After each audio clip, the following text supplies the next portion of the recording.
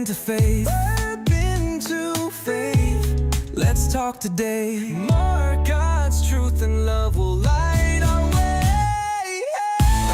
Where harmony, perspective, shining so bright. Faith and wisdom guiding the light.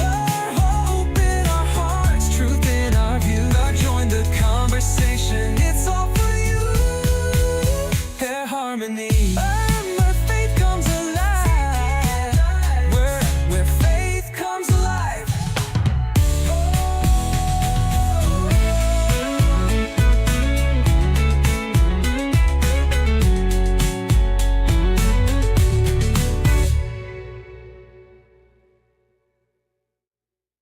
Step into faith, let's talk today, where God's truth and love will light our way. By harmony, perspective, shining so bright, and faith and wisdom guiding the light. Hope in our hearts, truth in our view. Join the conversation, it's all for you. By harmony.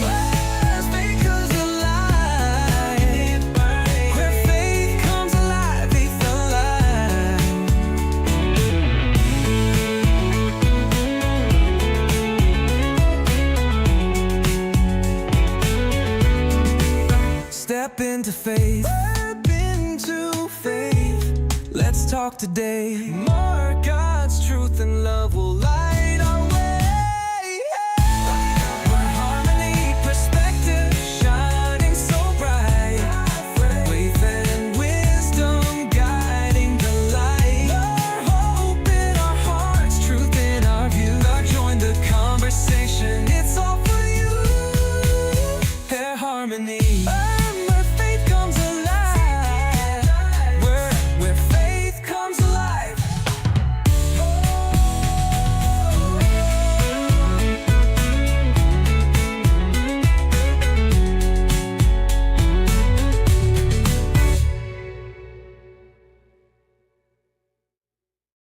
Step into faith, let's talk today, where God's truth and love will light our way.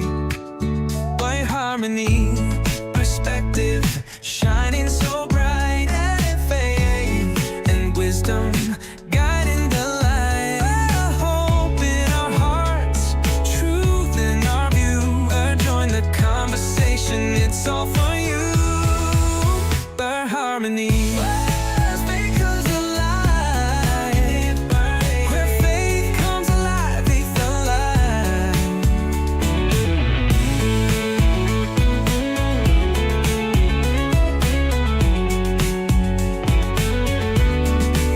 Step into faith. Step into faith. Let's talk today. More God's truth and love will light our way. Where harmony, perspective, shining so bright. Faith and wisdom guiding the light. Hope in our hearts, truth in our view. Join the conversation, it's all for you. Hair harmony.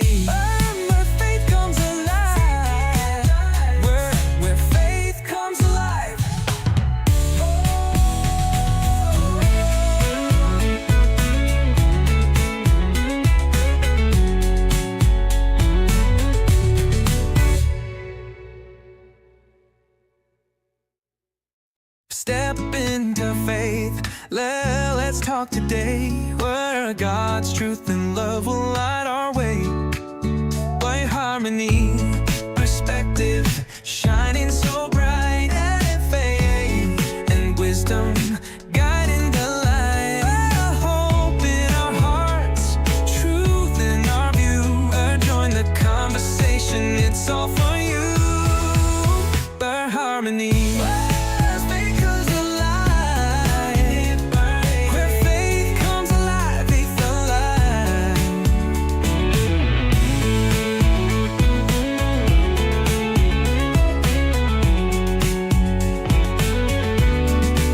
Step into faith. Step into faith. Let's talk today. More God's truth and love will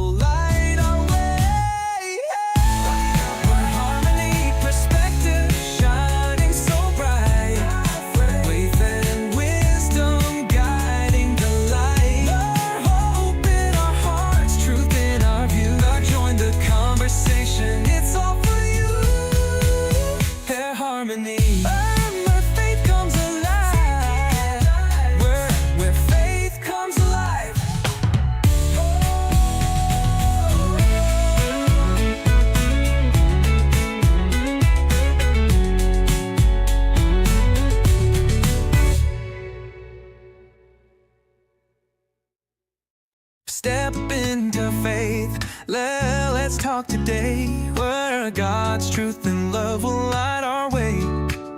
By harmony, perspective, shining so bright, and faith and wisdom guiding the light.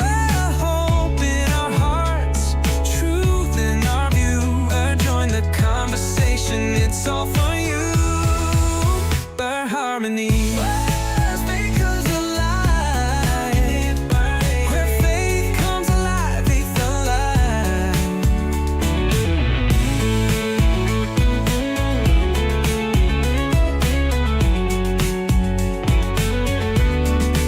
Step into faith. Step into faith. Let's talk today. More God's truth and love will light our way.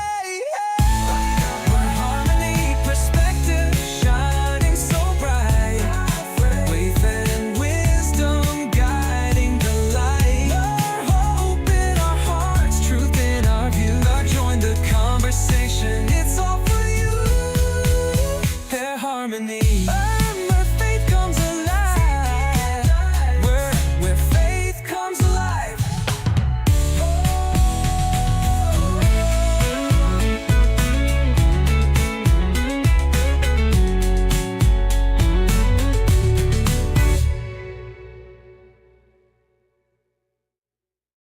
Step into faith, let's talk today, where God's truth and love will light our way. By harmony, perspective, shining so bright, and faith and wisdom guiding the light. Hope in our hearts, truth in our view. Join the conversation, it's all for you. By harmony.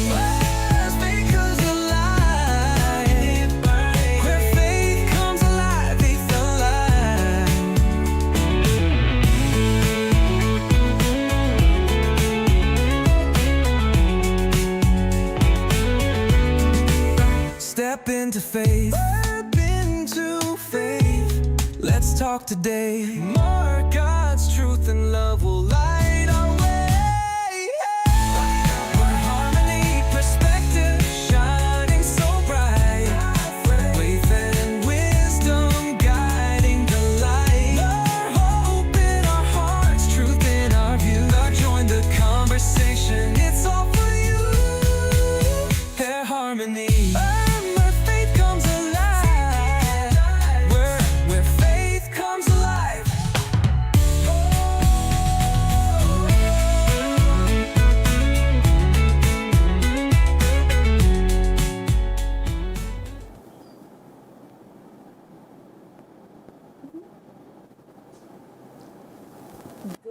Afternoon, everyone, and welcome to Rooted in Love, a Mother's Day celebration.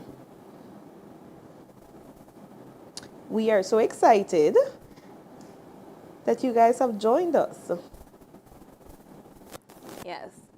So, I'm your host, Faith. And I'm Dina, and together we are going to be hosting this very special event. And Faith, this is one of our biggest show every year.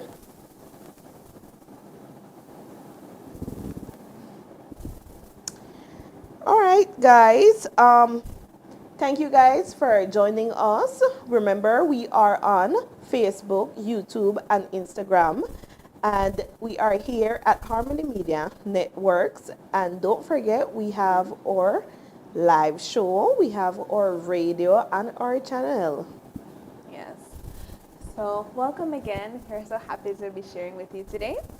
So, today's show is all about blooming where you're planted.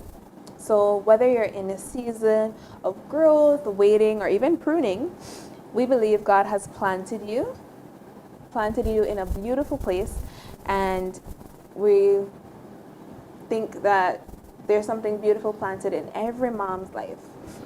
And we have a lot lined up for you guys today. We have fun games, we have devotion, we have inspiration words, and I've been seeing a lot fit from I got up this morning on all over social media. So I see you guys already have some inspirational words to share about your mothers.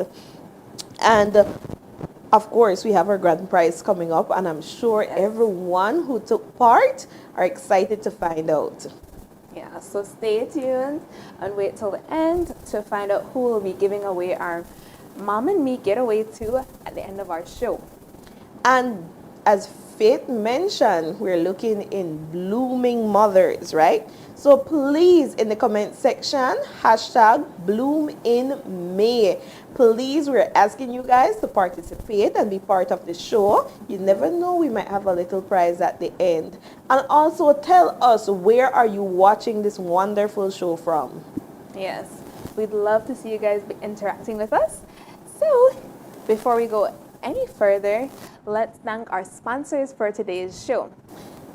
So today we would like to thank Youth for Christ Ministry, Kennie Sees It Travel, Mr. and Mrs. Mosiah, and Mrs. Armstrong. Thank you so much for always supporting us and for encouraging us each and every single time we have a show.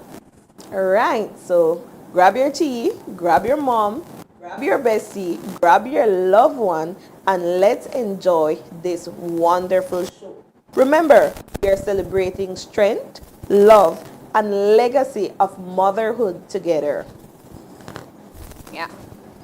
And move straight into the action, right? We have a lot to discuss today, and we have a lot to do. So we're going to start with our first segment. We're looking at Bloom Stories. So we are focusing on growing through season. So during this show, we are going to take you through all the seasons of motherhood, right? We're going to learn about this wonderful bloom. Have you ever planted something, Faith? No, but I've seen other people plant, and I know it takes a lot from them. You know, they have to water it every day, you know, go and take out weeds and all of that. You know, it's a lot. And just like planting something, the transition to move from one stage to another, sometimes it's very discouraging.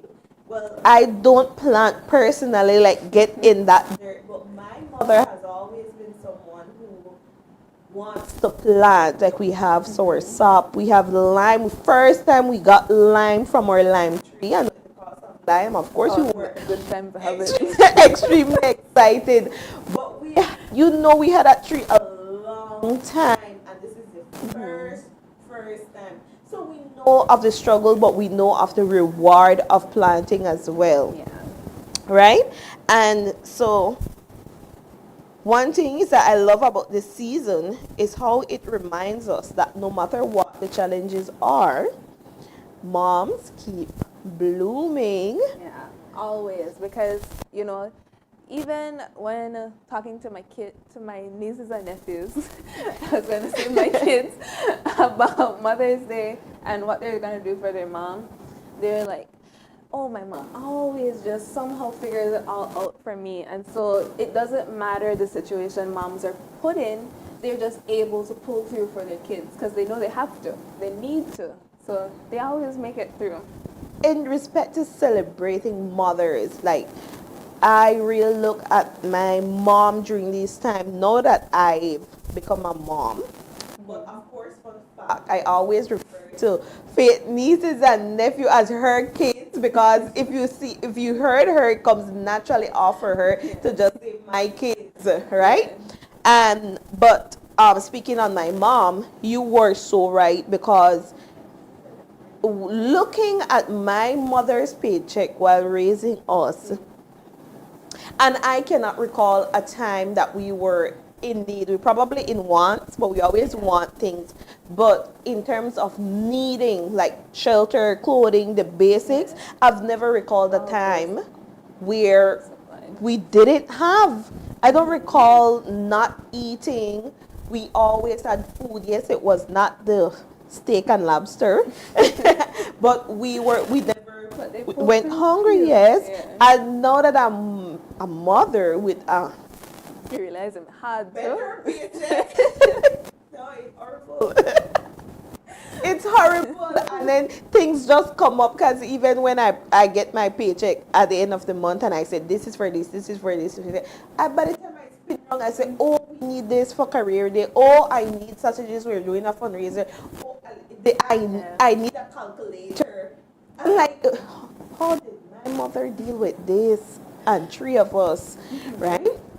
So definitely we have different stories, and so we have a couple stories here, and Faith is going to start off with our first one, single mom.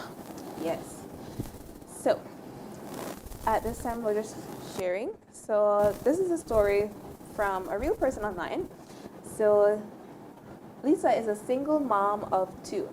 And after her husband passed suddenly, she found herself being jobless. She found herself facing depression and uncertainty. But she clung to her faith. She said, God gave me daily bread, strength just for one more day. Lisa is now pursuing her degree in social work and mentoring young women in her church. Her life reminds us, even in brokenness, beauty can bloom. And of course, I'm a single mother, but this story really resonates with me because she said that she lost her husband and my son lost his dad as well. But I never felt like a single mother in respect that I never felt that I was doing it alone. Because I could always pick up the phone and say, call for your son. Or Yeah. I'll call your dad. And the thing is, as much as I always acknowledge and applaud single mothers, there's just certain things that a father can do, only he can do. And that the same way in terms of nurturing your child, disciplining them as well, a mother can do it all. But not being able to pick up the phone and say, come for your son, or I want to call your pa, So that alone, being the sole provider is one thing, but having that sole responsibility now that you're the only one responsible, and even for the mothers that the fathers are alive but they're not present at all in the child's life, it is hard because then who do you rely on? Right? Who do you turn to? Who do you ask? Because as much as my child has his uncle who is active in his life, it's still not his dad. Yeah. And we always worry that one day we're trying to discipline and say, you don't know my pa. Yeah. It's reality, but it's really hard. One, an emotional toil. Two, the financial strain. And you yourself went through a loss, whether it's a separation or death. Yeah. You lost someone that you were thinking that I'm going to spend my entire life with this person, and whether it was death or not, you no longer have that person. Then we flip it on the other side. You think about the emotional health of your child, and as mother, your one job is to protect your child. How do I go about fixing this? I have zero control over it. Yeah. So how do I go about And fixing this? For me, that's why it's important to have a church community, because even in those times, though it's not your real dad, you can find a father figure there. And I remember when our last minister came, he was new, and I saw the church was welcoming him, and so my family used to take him food all the time. And because of that experience, he started calling me and my sister his daughter, and would just take us out for ice cream and things like that. And it was really nice just to have that moment, even though I have a dad, to have that with someone else. And it's not the same, but you can still feel and appreciate that kind of love, and you can still have that kind of respect and that understanding of what that kind of relationship is, even though they're not the exact person that's supposed to be doing it. The role is still being filled, and so you can still feel warm. I won't say complete, but warm. Warm. There's some ease to it, right? Yeah. So single mothers out there, we understand your pain, we understand your frustration, we understand that days will not be all 100, but know that especially within your church community, you can really turn to them. You know, we tend to feel like we have to do it all on our own, but we need support, especially raising kids. I always joke and tell people that when I had my son, the only thing they gave me from the hospital was a yellow paper with his name on it. They give me a manual on how to be a mother. And especially in society, we tend to criticize people a lot for whatever way you decide that you want to raise your child. But you know, in the church, we are supposed to support each other and guide each other. And of course, always turn to God. And you know, sometimes we just need to express how we're feeling. And so we just need to turn to God in prayer. He's always listening, right? Yeah. So Okay. you can find that kind of community, that kind of support, friends even, and maybe the Sunday school teacher becomes like an aunt to your child. You know, things like that can happen. Yes, just to naturally. ease that burden. Yeah. It's not easy. And you know, we've had horrible incidents in Belize. The one with the mother that took all her kids to the Belizean beach and tried to lose her life and the kid's life, right? And people are saying like, how could she do that? She's a mother. But people don't understand the pain behind trying to raise your child and not feeling like you're doing them justice, right? So it's very, very hard, even with if you have a father figure in it can be really, really hard. So turn to those loved ones, turn to God, and gonna figure it out. They're gonna be okay. Right? And next we look at the grandmother. Now this is a very touchy one for me because I don't know how is it that that mother to grandmother role switches so quickly. But let's hear the story. This is Miss Evelyn, a grandmother to 11. She raised her own children and stepped in again to help raise her grandkids. Through the ups and downs, her faith stayed firm. The key, she says, is love and prayer every single day. At 76, she still volunteered in the community. Miss Evelyn is proof that the seeds you plant in love will grow for generations. Right? So this is a story where a grandmother took that mother role twice.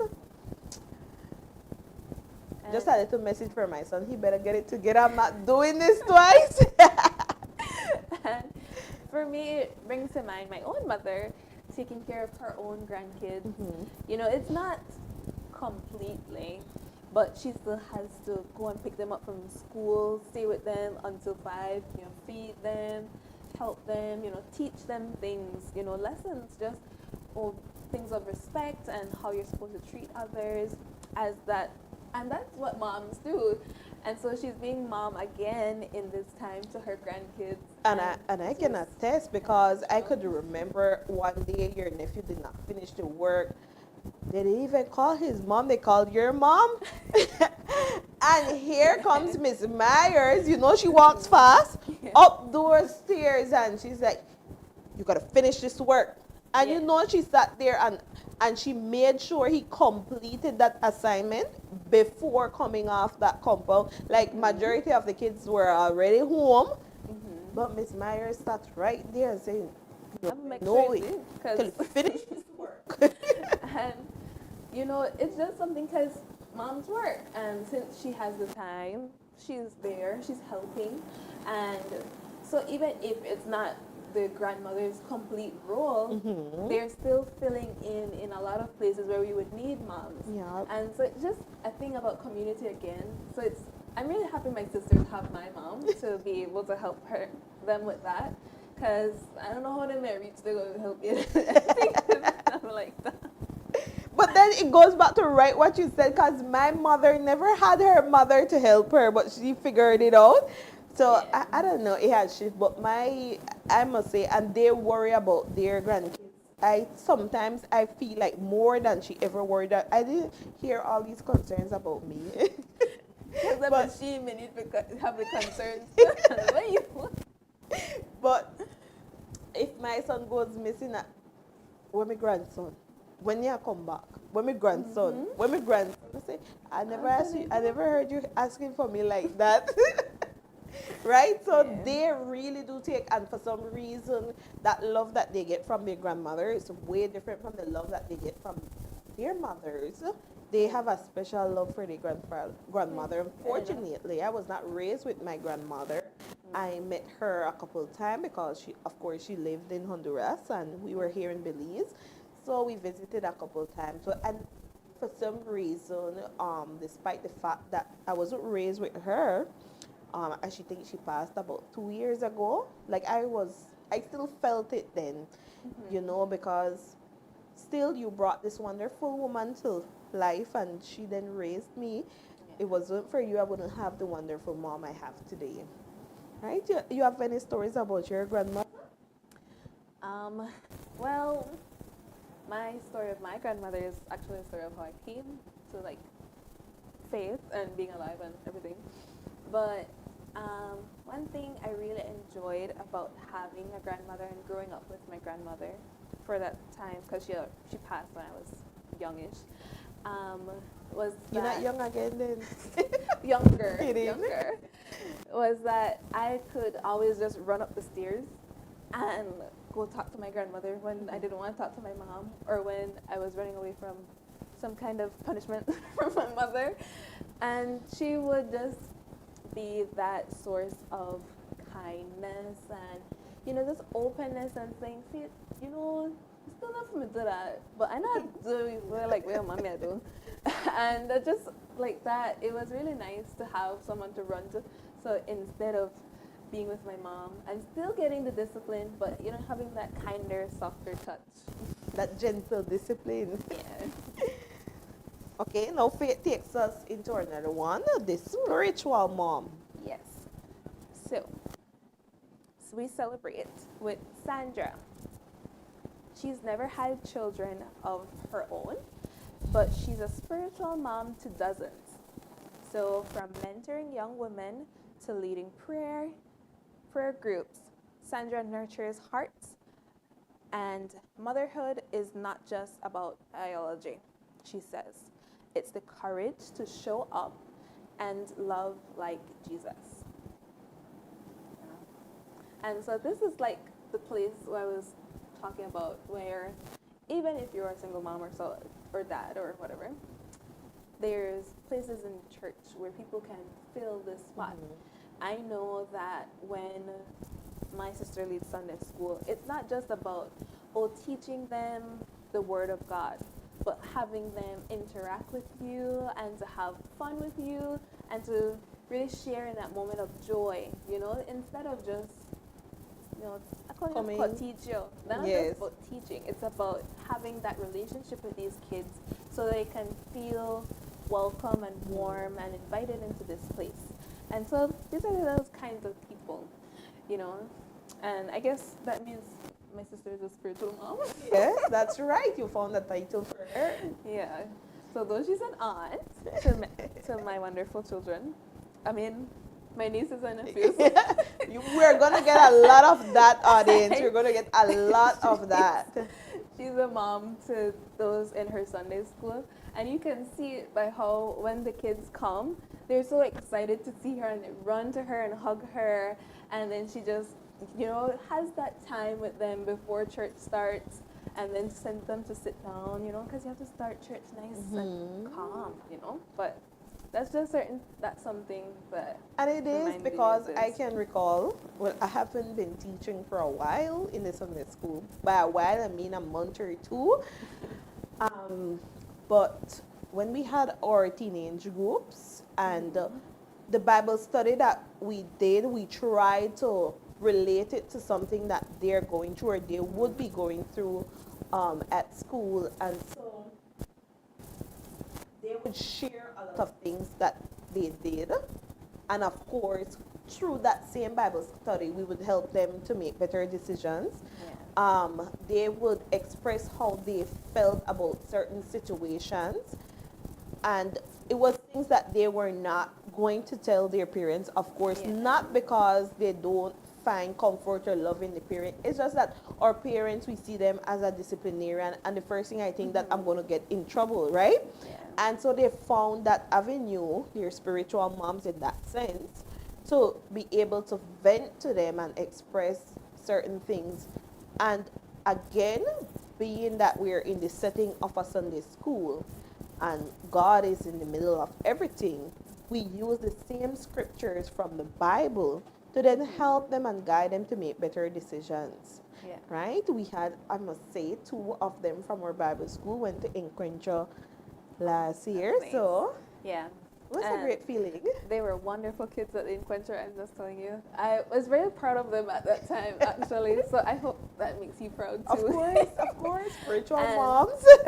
I know that one thing about that, I like having the community because I know while I was growing up, I told my godmother a lot more about what was happening than my actual mom, just because, and of all my mom reeled up with me, and then my godmother Which is natural. like kind of reeled up with me, but it was different because them like, you know, let me teach, and so me more gentle, just like with my grandma, and so I may appreciate it, and I may like do that more, and then, you know, and I'm also an opener area, so Yeah. they're just things like that. You need these kinds of places to be able to express, you know, those emotions that you can't always share with your mom, even though you would want to. So I like having those communities as well. Also, I think that, you know, we love our mom so much that feeling of not wanting to disappoint them Yeah. because you did something wrong, or even if you felt like doing something wrong, you don't want to disappoint your parents. I could recall a lot of the, like, I wouldn't do certain things because I thought, when my parents do me feel fine. And the funny thing is that my father never ever hit me. My sister can't say the same because she got one spanking. And even then, my dad spanked her, and then my mom was there comforting my sister. Nothing, like, I knew she didn't feel that, right? But anyway, one of the reasons I didn't get into trouble a lot, because I did, but not a lot, or no major trouble, was because I was worried about disappointing. How would they feel? How, you know what? Apart from the punishment, I feel like I'm going to let them down, right? Yeah. And you know, teachers as well. I have my set of students this year, and someone was trying to incite him to fight, and he was like, I know a fight, because I know I let down Miss Avila. And I was like, we're all here because they're in trouble. Like, yeah, I was like, oh. Right? Maybe because of my yelling, but still, Still something that land. Yeah, so, you know, a lot of times, you know, we do the right thing because we want to make our parents proud, although we don't tell them often. But, you know, that's one of the things. Yes. And even so, my sister doesn't have any biological kids, but she was always the go-to for me growing up, and she was older than I am, of course, and you could always go to her for comfort. And I think all of my sisters turn to her for words of encouragement, or when it's really, really bad, you know, she's the one we turn to. For some reason, we feel like she could. Poor thing, she takes all of her baggages. But she's our spiritual mom still, although she's our big sister. And a lot of big sisters sometimes take that role as well. Yeah. But she took Just it to for help. us, right? And, you know, just hearing all of these stories just reminds you that every mom's story is different and every path is unique and every journey has value. So, Okay, so to all the women blooming in the middle of a storm and waiting your season or joyful harvest, we see you and we honor you. yeah. So, Let us know in the comments which of these stories touch your hearts and why.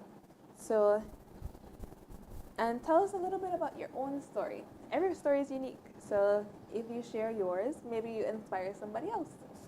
Yes, maybe you have a wonderful story you would like us to hear, and you want to share your bloom, your story, or if you related to one of our stories or have something, a new story to add to our stories, go ahead and comment in that section. And as I mentioned earlier, you never know, there might be another, not grand prize like the grand one that we're going to give out at the end of the show, but a wonderful one at it, right? Next, we look at raising roots, motherhood through the seasons. So we're going to go through the different seasons, and we're looking at how these plants grow in winter, summer, fall, all seasons, right? And we take a look at the roots because we don't see it. That's But where it's all there. the nutrients come from. Yeah. That's where the strength lies. That is where everything is coming from. So we need to take a look at that root, right? And we stay rooted through life challenges. You know, I saw a story on Belize's show here in Belize. The man grew grapes in Belize. Oh yes. You saw it? I never see it, but one time they were having um, like a small business market, and they were just having it, and he said he grew the grapes here in Belize and processed everything right here.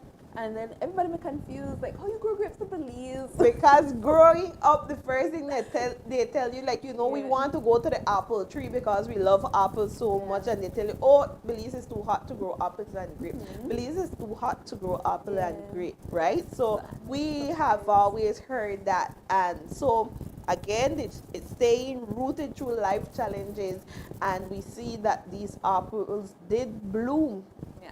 in this hot temperature in Belize, right? Good. Definitely. So motherhood is always changing, and it is true because we go through so many phases. And I think even at the start of pregnancy, I had a horrible pregnancy, all the way up to giving birth. And I was like, just take him out, cut me and just take him out. Funny thing is, when they said, okay, we realized that the baby's not coming on its own, we're going to cut him out. I said, oh my gosh, you're going to cut me with a knife. I was like, yes, so, but we went from that fright to having him such small. And I can remember the first time he had a common cold, nothing major, nothing life-threatening, a common cold. And I sat there and I just stared at him and I just wanted to cry because why is my baby sick? And you know, then his dad would be like, you could please go and buy something at the shop for me. Every minute he has me doing something, and then later after everything happened, he said, I saw the worry, so I just wanted you to move from in front of him. That was mean, but he was trying to let me not worry so much. Then they get bigger. And colds become easier too. Yes, but then you start having new challenges because they pick up habits at school. Oh, yeah. They don't want to study. You know what I don't understand? The basket for the clothes is right here, and he's going to drop his clothes right beside it. I don't get it. And then I feel like I'm just constantly yelling at him, and I don't want to be the one always scolding him. So you go through different challenges. You go, just like the seasons, we go through different stages. Each one, of course, with its own beauty. Because when he was all cozy and not with flu, it's like, oh. Yeah. But then, you know, there's also challenges, right? Yeah. So we're gonna go through the journey of all of these seasons. And so whether you're in your fresh spring of new motherhood, in your quiet winter of letting go, we pray you feel seen and encouraged. So let's start us off with our first season. And we look at spring. Spring represents new beginning and growth. So spring is the season of new life. Maybe you're a first-time mom, or you've just welcomed or fostered a child a stepchild into your heart, everything feels fresh, everything is new, and maybe a little overwhelming. My comadre, she's a first time mom, right? And I could recall just sending her a random message and telling her, I hope everything is going well. Don't forget, you're a great mom and you're doing the best you can. And she was like, oh, me and the baby just stopped crying. He started crying. You don't understand how much I needed this message, and it's so, having that newborn is very challenging. Yeah. Having a baby cry and don't know what they want. I though I'm not a mom, I have experienced this firsthand with me and my own niece. Just they're right there crying together because I do all the things I thought would have worked, and none of it helped. And so I was like, oh my goodness, what we do now? And I just Cry. cry. So that was the best solution for you guys to just cry together. It is really hard, and so that's with a newborn, and even if you're not a first time mom, having a newborn is very challenging. That baby hasn't developed that immune system as yet, so That might.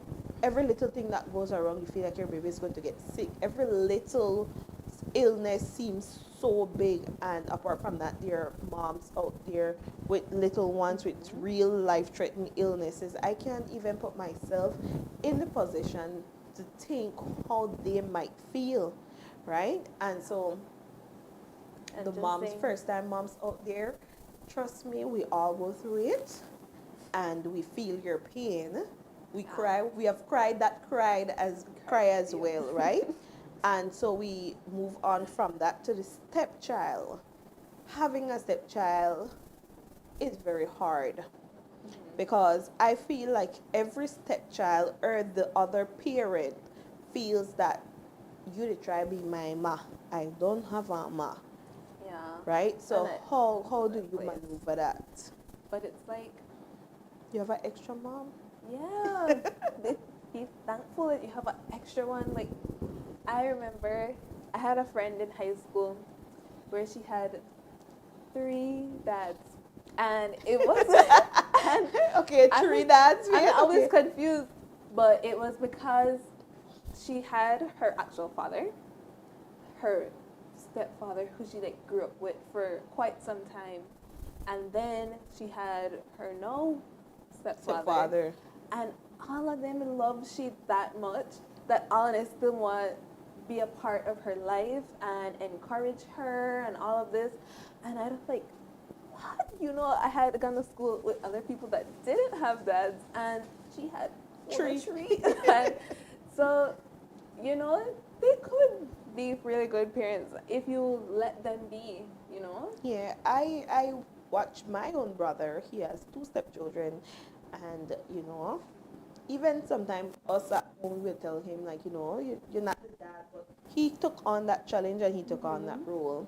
But I have what I still call my stepdaughter, right? When I started with my son's father, he already had a daughter, so of course then she became automatically my stepdaughter. But I always felt that need to ensure that whatever my son had, she had. And of course, it was not that practical, but I tried my best to ensure that, he was part of her life. Because I think being a stepmother is very challenging. You want to strike a balance with creating your own family, but with him not neglecting his first family. You cannot just erase that part of his life. And you want to be there for the child and know that she's loved as well, especially given the fact that I have a child and they both share the same dad. Yeah. You don't want to feel like you're overstepping, but you want the child to feel the love as well, to feel comfortable coming around, because not all the time, but if you're living with that child's father, you want him to be spending time With with his his own. with his daughter, and Yeah. obviously you'll have to be there present as well. I was fortunate that her mom and I have an amazing relationship. I was talking to Yeah. her yesterday, and we were coordinating because my son's birthday is coming up and her birthday was last week, and so we were coordinating, finding matching clothes for them to go on a trip to celebrate their birthdays. So I was fortunate that I had that good relationship with her, and I always had, to the point that if she's coming to the city to visit her dad, I was the mean of communication even after I had separated from him, Yeah. right? So I think that that's important. yes, and For just like the second relationship. stepfather, you already asserted yourself in that child's life. That child seeing you as this parental figure. There's no just walking away, Yeah. because you already made an impact in that child's life. Being a parent is hard because with a flu, give you some medication, and I can see when the symptoms have left, and so I can see that you're better now. But when we create emotional trauma to kids, Yeah. Harder to see. you can't even see the scars or the damage you've done with that emotional trauma. So how do you measure that now? Like, how do you see that the trauma that I caused has left?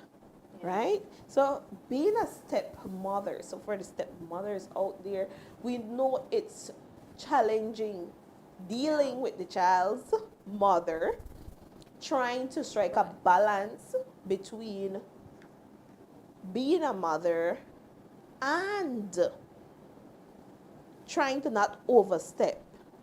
Okay? So we really understand where it comes from, which leads us to the foster mother, right? Okay. So, So foster mothers. well, I've never really interacted How with do I any walk? foster mothers, but I can imagine, the whole process of just adopting is quite difficult.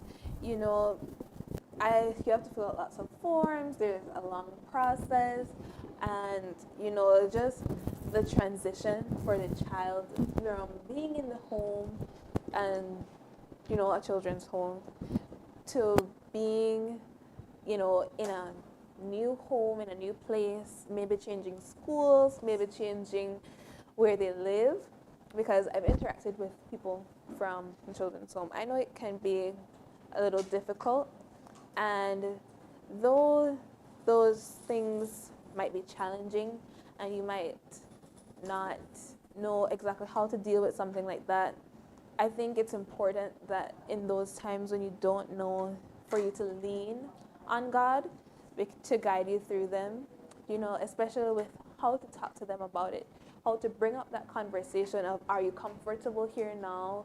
Is there something I can do to help you be more comfortable? It's just how to approach the conversation, how to ensure you don't make them feel sad in that situation and make the situation worse. You have to be more careful and conscious of it. So I think it's something you really need to be able to lean on God for the words, for the right words of wisdom and encouragement in those times. So don't worry. We see you, we understand your struggle, and we hope that by engaging in a show like this, you feel encouraged to keep pushing on, and that your answers will come, and you will find that support you need to be able to move past that situation. So, with that, we move on to our word of encouragement for you and our spiritual growth principle for you.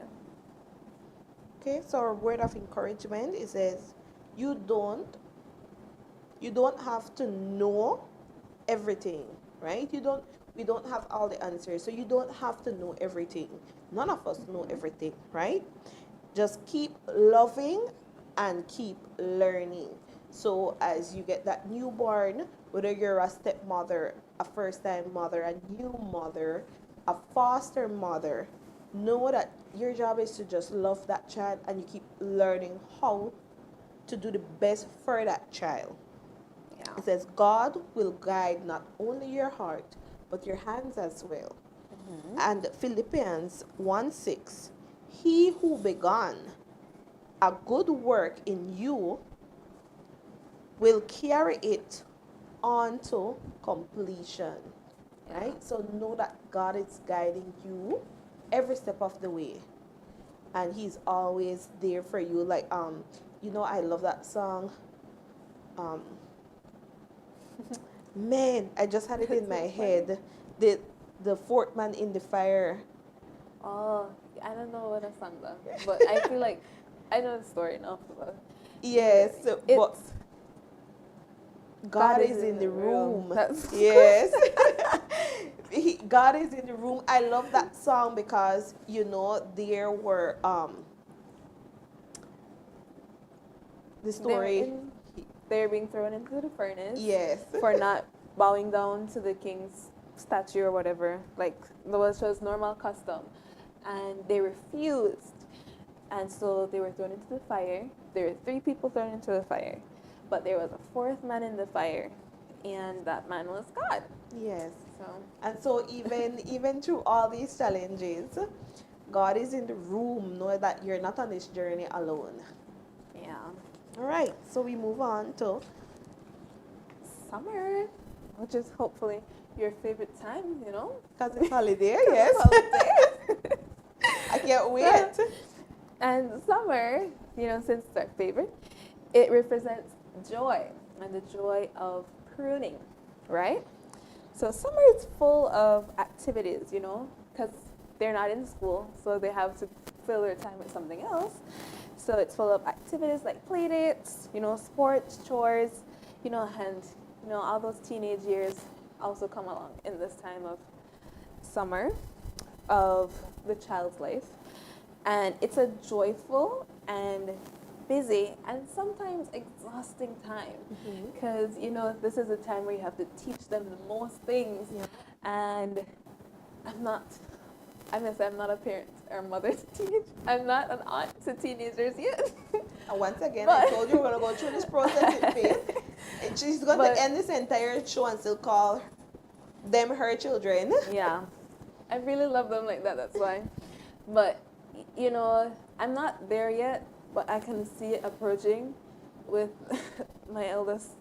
And I am not looking forward to it because he's already getting, that kind of little grumpy way. And I don't know how my mom would deal with it with me, but I don't know how I'd do it with them. And, they just have so much personality and so much, he's so confident in himself. And so he's so sure of everything he's saying. And it's like... And everything he does. Okay. But I am older, and so I have a little bit more experience, and so I can teach you something still. But I still feel like they know. Yeah, I keep on reflecting. But I'm a bit like Faith. I did not steal all my nieces and nephew, but I have one niece who I've been with since birth. Literally, I saw her before her mom because I was there in the room, and when they pulled her out, I was like, don't look, and I still looked. I'm still scarred by what I saw, but I saw her before her mom. So I have my niece. Of course, she lives with me and her mom, but she's a teenager. Why is she so? I don't recall being that moody. You say because you never think you're gonna be moody, and I feel like that's the same thing. So I have to give them grace, just because. You think you were that moody, Faith? Probably not. I don't know, but maybe to my mom I was. I don't think so. And the thing that bothers me the most is that, perfect example, she needed an outfit sewn for school. And so the person came that sewed the outfit for her, And so I like go and get it, make sure it fits, try it on before the person leaves so that if we need to make any adjustment, we do it now. She was so miserable. This is not for me. This is for you. Why are you mad? Why are you mad? And this is something that you need. Yeah. And her face is all made up. I said, oh my God, no, I need help. I literally have to turn to prayers when it comes to that little girl. Because I don't even need to apologize to my mom because I know I was not that bad. At least I think I wasn't that bad. Yeah. Right? But there's joy because she just received her award for passing all subjects. And of course, as parents, You're proud of we them. aren't parents, Yeah. aunt moms. It should be aunt slash moms, Yeah. aunt moms. Yes, special day. There's that joy because she has reached her educational journey that she must take serious because this journey is now shaping her future. And I'm not saying that her primary school education was not, but this is where she has to choose a specialized subject and start really shaping her future. And so while that pruning stage, we get a lot of attitude and a lot of words that I these kids just keep making up words. Oh, yes. And Oh they my take goodness. words and they give them their own definition. And like, that does not mean that. Right? So I am here trying to learn, trying to help raise you and learn a whole new language. Oh my goodness. And the thing is, there's like this extent of it called brain rot. And I was making a joke with my nephew and he was like, I was like, you taught brain rot, Sean? He was like, no, I don't even want to know that kind of thing. And I was like, he didn't come. I never know even that serious, but like, you know, it's just, kids are fun. And people at home, I'm here smiling with her, but if you're confused about what she's talking about, I my am gosh. too. But we're not going to delve into that. Yeah, but just the way how they speak is a very confusing thing. I was asking him about it because I wanted to understand so I could talk to him better. Be able to relate to him, and communicate. Exactly. And he was like, no, auntie, I will never do that. And just threw it out the window. And so, you know, although I was like trying to learn and teach in that same moment, it was pretty funny. And, you know, even though he didn't say it like, you know, the nicest way, I still laugh because I'm their aunt, so I can laugh at those things. I don't have to correct every single thing all the time. And I wouldn't even know how to correct it. I know, right? And so you just find joy in these moments still. Although even the awkward moments, because I could recall my niece came and she gave me a list of words to pronounce and I pronounced all of them correctly and she's like, how do you know that? I'm like, where do you think I was born? Like, in what era? Like, I can read, like they taught us to read. I can pronounce what you put in front of me. I use my phonetic rules and pronounce it properly. And she was shocked that I knew it, which reminds me of a video I saw with this little boy. He said he asked his dad what year he was born. I was like 1985. He said, so how was it being a slave? That's far from it. Exactly. And you know, it's just things that, you know, although they're growing, so they're a little confused about how a little insulting to place all of these things together. It's kind of funny because a friend told me that I'm gonna laugh. And as you mentioned that, it reminds me of the story of one of my own friends. When they were little, they remember asking their mother how it felt to see in black and white and to change the color. So, you know, it's just, they don't know everything, so they're learning, and it's kind of funny. Yeah, to so look at. we look at that pruning stage, and yes, that pruning stage, I find a lot of joy in that stage. But of course, it comes with its own challenges, and you know, we know that for your moms that dealing with teens, there's all that mood swing, there's all those words that you don't understand what they're saying, and most importantly, they have a lot of emotions. Some reason they're filled with every emotion, and we look at the scientific part of it. Your bodies are going through changes. I think the peer pressure is worse. Yeah. So it's trying to find a way to maneuver with all these challenges, but at this stage, it's really rewarding because you can see that all that pruning, the a la soil stage where you know you were instilling, trying to give them all the nutrients, not only mentally, physically, spiritually. You see them playing out because you know there are certain things that you see them making conscious effort to do differently. And so just getting back that little certificate that says that she passed everything, it made all that laboring in the soil to get the plant to grow at this point very Yeah. worth it, right? So now Faith will give us some words of encouragement and of Yes. course a scripture to help you guys at home. So in this time of pruning, don't forget to pause and soak in the laughter, even in the mess. Because John chapter 15 verse 2 says, every branch that bears fruit he prunes, that it may bear more. So as you are, thinking about what behaviors you're trying to get your child to cut off, or what kind of words or something you're trying to get them to stop saying, you know that it's for the betterment of them, and you'll see that fruit grow beautifully, and you'll have a great harvest in the end. So through it all, be focused and don't get discouraged, and know that all the work you're putting in now will be fruitful in the end. And of course that takes us to autumn represents a time of change and release. This is a time of harvest, time to harvest all that you have grown at this point. So again, we're moving on through the different seasons, and this is our autumn season. So in autumns, the leaves fall. Children grow up, leave home, or make choices you didn't expect. It is a season of transition and release. So this is the season I don't think we really understand. You know, my mom used to tell us that if we leave home, she'll call the police on us. So we were all going through this time of trying to release, right? And we have a lot of changes at this point. Because remember, earlier we talked about that stages where they're at high school, they're trying to shape their future. We are seeing some rewards within their growth.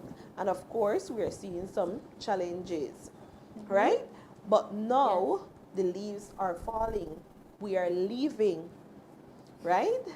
And they don't find it that easy, right? And so we are thinking about leaving home, leaving the nest, because we have grown this child, we have groomed this child, and now we are preparing for this child to leave, right? How was it leaving home, Faith? I'm not even sure if I actually left. Like, the way how people leave, like, because though I don't have mom right there at my, just walk out of the room and go see, I still have my mom right there, so it's like, sure, I left, but I still have her, and she still calls me all the time, and she calls me about things that could be a text, and I think she just misses me, and I really appreciate that. Even though I'm gone, she's still with me, and I see her often. I really like having that, but this time is a time for learning and growth for me, and so as I'm learning and growing, I'm thankful for all that my mom has taught me, and I think it's really special that though I'm not exactly there with her physically, she's there to support and help me through it all still, and you really need that. So I like this stage. It's a transition, but I'm happy my mom is still with me. Well, for me, I am not at this stage, but I can tell you and everyone listening that I will call the police on my son when he tries to leave home. And he might not think it because, again, with my situation, I try my best to be the disciplinarian because, again, his dad is not physically here with him. But I think I hover a little bit too much. I had a situation about 2 weekends ago where he had he wanted to go with his friends his age. My baby is 11 years old.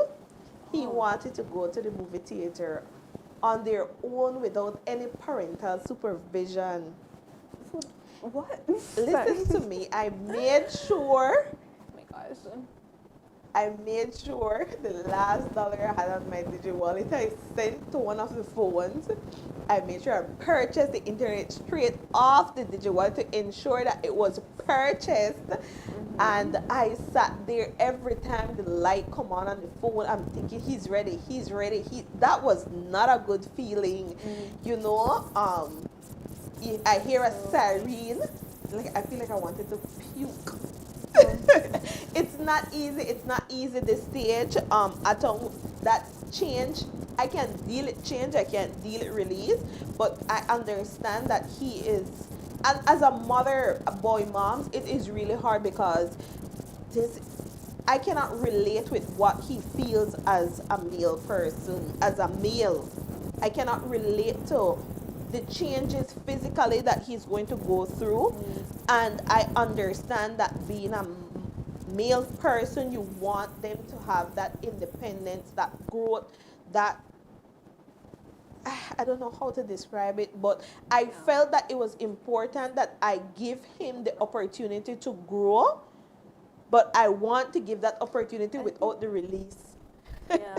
It's hard. One thing I would say is I think that was quite the letting go because I never gone to the shop, whether right beside my house till I'm like 12 by myself, and my mom still look right from the front door to me to walk to the shop and come back. I want to say that I do the same with my son. I want to do this. I do the same. Like the shop is two houses from my house, and I'm right there standing, looking at him, looking. And the thing is, he has to come in the store a little, so there's a 3 minutes that I can't see him. You know, sometimes I get, Jared, Ma! This is across the street, and like this is so bad for me to be yelling, but I don't care, and I yell.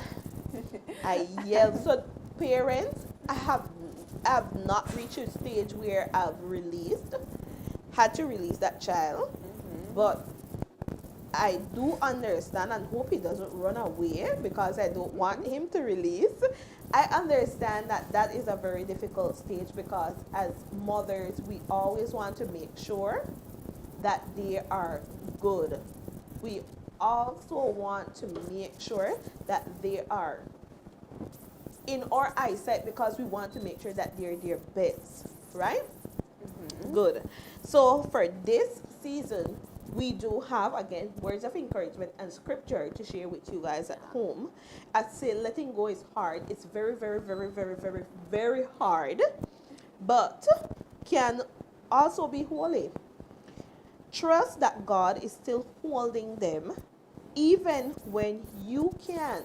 So although we cannot physically hold them, know that you have done your part. You've given them all the tools that they need to survive, and they are able to still strive without you physically being there. And as Faith mentioned, of course, you are always there, although you're not there physically. She feels as if she's still living with her mom, right? And Proverbs 22:6 tells us, train up a child in the way he should go, and when he is old, he will not depart from it. Right? And we always understand that, they always teach us that, right, Faith? Yeah. That's why being in the church, I find one of the most important thing that we need to do is ensure that the young people come to church. Yeah. because that is where you lay that spiritual foundation.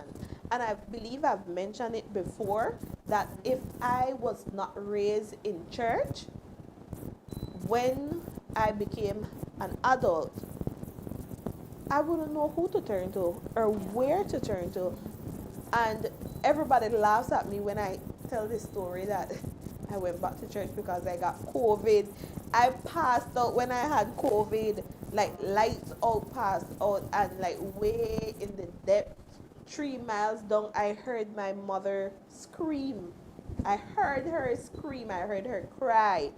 And like that scared me and brought me back. And yes, it's my mother that brought me back, but I knew that I had to do better, and I went back to the church. I grew up in Methodist at St. Luke. Yeah. I went to St. Luke, and I then had to turn right back to that same Methodist. Yeah. Okay? But if we don't bring them up in the church, who or where they will turn to? Yeah. Okay? I really think in this season, it's important to recognize that you've been growing in this time, and that, you know, all those lessons you taught them, all those times you yelled, all of those things will have impact now. And so you'll be able to be a little bit more okay with letting them go, because you know that they had that foundation. Yeah. And even if they can't turn to you in that time, they've given them a community that they can turn to, and a bunch of people that they can trust, and you know that they'll give them the right guidance and support. Very So- good. Right, so don't forget Proverbs 22:6. Train up a child in the way he should, and when he's old, he will not depart from it. So know you're letting go physically, but you have placed the good foundation, and the best foundation is that foundation with God. Yeah, know that you've planted a seed, and that seed is growing. Okay, so now we move from autumn, and faith takes us into our next season. Winter. So this time, the season is winter, and winter is a season of rest, reflection, and waiting. So winter brings quiet, and winter is also, you know, a time where Cold. it's cold. And my favorite time comes around in winter. You know, my birthday, Jesus' birthday, My birthday. your birthday. Awesome time for everybody. Everybody here. And so in this time, remember going through the seasons, your journey.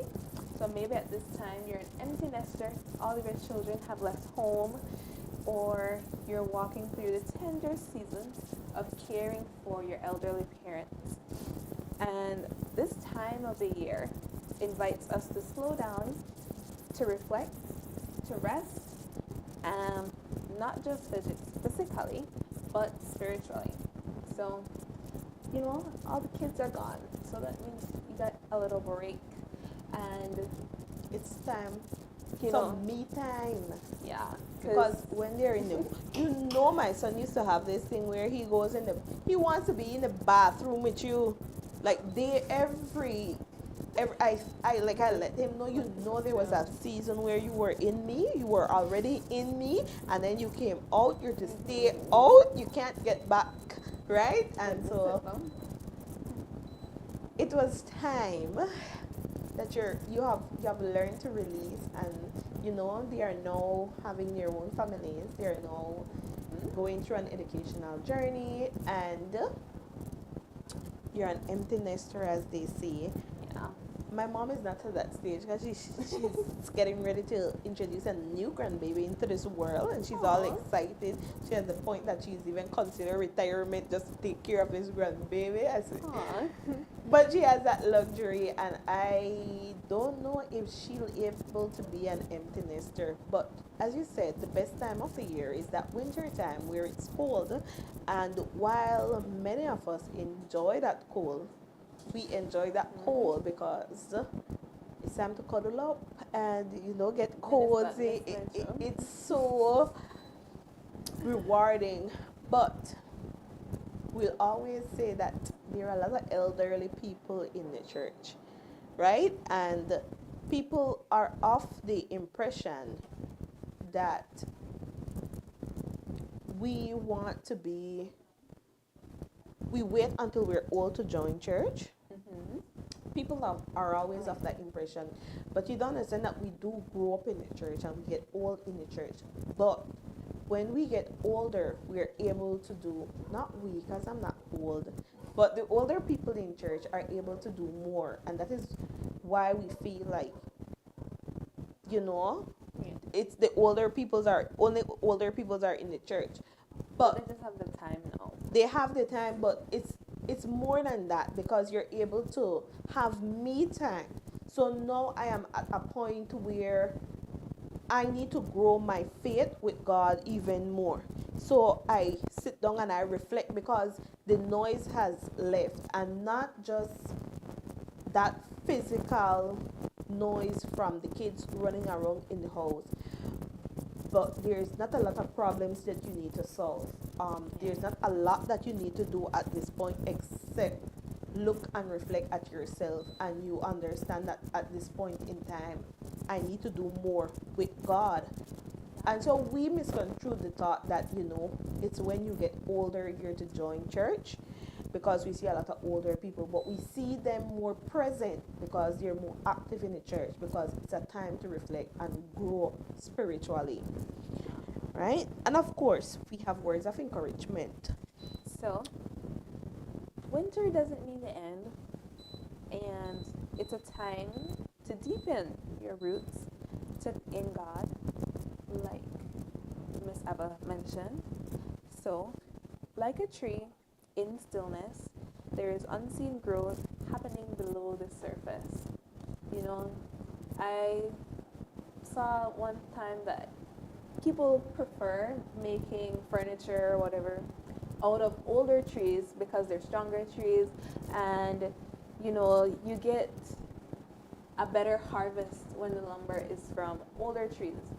But in some places the older trees have protections against them, so that you can have these things lasting in your communities for longer times, and just environmental preservation things.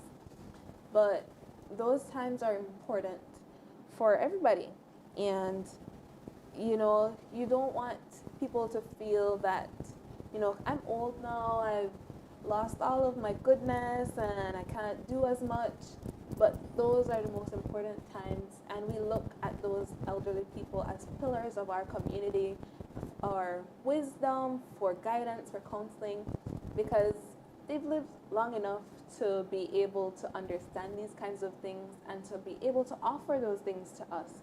So, in those times, even if you're alone and you don't have your kids right there with you, look to your community and see how you can be that strong tree holding together that foundation that the community is. So, our scripture to remind us of this, and where our thoughts are sharing from, is Psalms 1 verse 3. He is like a tree planted by streams of water, which yields its fruit in season, and whose leaf does not wither. So, be that kind of tree for your church community, for whatever kind of organization you're a part of, and for your family. Be that strong tree that the leaves never fall off of, because you know how to reach the source, which is God. And in this verse, it's stated as water by the river. Because you know how to reach that source, you can help them to find that source and learn how to connect to the source as well.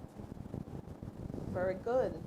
And now that we have shared with you guys all 4 seasons, we want you, the viewers, at home or at work, don't get caught by your boss, to share with us what season are you in at this present moment. right? So please share with us in the comment section what season you are at this moment. Yeah. So remember, our seasons are growth, waiting, harvest, or pruning. Let us know in the comments what season you're in. And let us be able to encourage you with God's word. And since we're here where we want to hear from you guys at home, you can comment your season that you're in at this moment, and remember all 4 seasons that we went through. And also, we would like to have an interactive moment with you guys at home. And so we want to know what season you're in. And so please just tell us that season. And remember, as Faith mentioned, we are at growth, which is spring, and we have summer, which is pruning, autumn, where it's time to bear those harvests, see all that hard work that you put in come to life, and then we move on to winter, which is waiting, and we have had the courage to release at this point, and we're at this winter season. So tell us in the comment or drop on the heart emoji to match your season. Yeah. And remember that whatever season you're in, know that God is with you in it. So whether you're still growing or you're still blooming, God is with you through it all. And the roots that you are planting in love will bear fruits for generation to come. Yeah. So we're at Plant the Seed Challenge, right? Mm-hmm. And we focus on faith in action. No, not this faith. So we focus on faith in action. And it is time to plant a seed, not just in soil, but in your heart. Yep. And so right now, we invite you to write down one goal or dream that you're nurturing at the moment. So it might be something for your family, for your personal growth, or for your family. So, or for your friends or anything like that. So if there's a prayer or a goal that you want to write down for any of those people in your life or for yourself, do it in this moment and have faith that that seed you're writing down, your goal is your seed, will grow. Quick little testimony about that is, so if anybody knows how Snapchat works, you get memories each year, and I used to have like video diaries. If you watch Good Luck Charlie, you know what I'm talking about. But I used to make video diaries for myself, and looking back and being able to see those and to see how they came to life, or how I've changed or I've grown in those areas where I was praying about, where I was crying about, it brings joy to me. And even if some of them I haven't really completed yet, it gives me hope with knowing that one day I'll be able to have those videos of me saying, I need this, I want to do this in my prayer life, in my spiritual life, and then I'll be able to have it. I'll be able to see the change become a reality. So, if you write it down, ensure that you keep the faith and hold on to that and trust in God, and you'll be able to see the goals you've written down come to fruition as well. And of course, we always have the social media, and we want to make great use of the social media. So if you go ahead and you post your goal when it comes to your child, we want to hear from you. You post that prayer, you take it to God in prayer. We always hear that phrase, but we don't understand sometimes how powerful that can be. And so pray about your goal, write down your goal, and if you do so, don't be afraid to tag us at HarmonyMedia. And also hashtag bloom in May. Right? So you hashtag your post bloom in May. And again, we want you guys to be interacting with us. We want you to feel like you guys are part of the show. We want to feel your presence here in studio. And so comment and let us know what season you're in. If you want to, if you don't want to post your goal and you just want to put it in the comment section, please feel free to do so. And you know, you never know, we might read your comment or your goal, and maybe your goal inspires somebody else to have that same goal. And we all want our best for our children. I almost said students. You know, as teacher, we really take our kids, our students to heart. You know, sometimes I feel like we get a little bit too involved, but we are there with the parents, watching them grow. So please comment. Let us know that you're here with us, and don't forget to share the live. There are mothers out there hoping to hear the same advice, like they want to share. They're going through it all. We know how it feels being mom, and we want this Mother's Day to know that we are all blooming and growing together. And while we will bear fruits sometimes, while we may enjoy the pruning stage, we know that there are difficult stages, but we are all in this together here at Harmony Media. Yeah, and one thing I would want to add to what Miss Avila has shared is that when you share in communities like this, it makes that connection, to that faith connection. And Bible says, I'm not sure where, but I'm sure you can find it, what two bind on earth is bound in heaven. And so if you attach your faith to us here at HarmonyMedia, because we're gonna be praying with you, even if we don't do it here on the show, we reflect on the comments you guys share, and we pray about you guys in our personal times of prayer. So having someone else add their faith to yours can help make that goal come to fruition. So don't feel scared to share those comments. Know that it's going into a place where we care and we genuinely want to see you grow.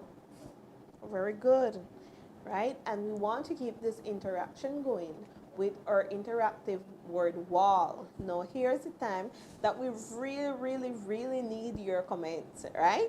And so we want to focus on honoring our mothers one word at a time. Of course, we cannot find enough way to honor our mother, but even as I sat here, I reflect on the when I was sick with COVID, and it was my mother's voice that brought me back. I don't think I've ever shared that with her. So a lot of time we take for granted that our mothers feel our love and they just should know that we love them. But it's a wonderful thing that we're able to come to them and really show them, honor them for all that they've done. Know that we saw the struggle, we saw how much they cared and love for us, and we appreciate them. And so we are asking, we know that mothers are everything, and today we want you to tell us what your mother means to you. So find the best way to describe your mother, but here's the twist. We want you to do so in one word. If you could find one word, if you had to pick one word to describe your mother, and we're not limiting the moms to one word, right?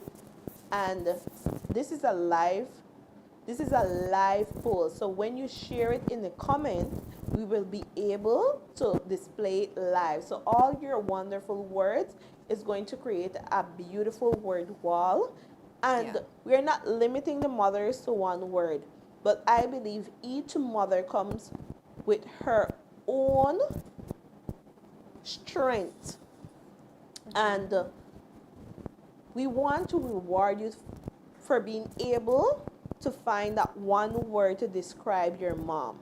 So when you comment your word in the comment section, you will be part of our spin the wheel, and you'll be able to win a massage. So don't forget to share. Don't forget to share the live as well. And your name is going to appear on Spin the Wheel, and we will be able to give you a prize, right? So again, for this specific section of our show, we want you to share with us one word to describe your mom. One word that you feel that that is her superpower. And once you interact with us and you comment that wonderful word, you get a chance to win a prize. Yes. So drop your comments now, and we'll be sharing some of those words live on our word wall. And so tell us, is your mom strong? Is she gentle, funny, faithful? Let's fill the screen with love. Let's fill the screen with good words describing our mom. Because, sometimes you want to say I'm annoying, but, it's not that. But- They're just trying their best. And if they may be bothering you, impressing you, or repeating it, it's just so that to ensure that you get that message. I was about to say that Yeah. being an annoying mom is not necessarily a bad thing because it means that she cares. If she's pressing you Yeah. over and over on a particular issue, it's because she wants better for you. So I would say annoying isn't that bad if you look at it in that Yeah. lens, of Let's- course. Let's call it encouraging instead from And now on. this is a hard. I wonder what my kids would say about me. Because it's hard for me to think of a word. One word. I was for thinking. my mom too. It's like she's a lot of things. Yes. So I think if I had to choose one though, it would be wonderful. Because I feel like it's not too specific where it's like, okay, that's the only thing she does. But it's broad enough to encompass all that she does and all of who she is. Because, she's wonderful. So Okay. I would go a little bit different. I would say resourceful.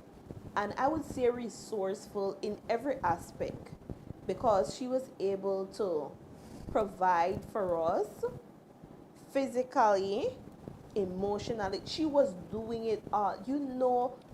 My mother is going to take anything to fix any part of the house.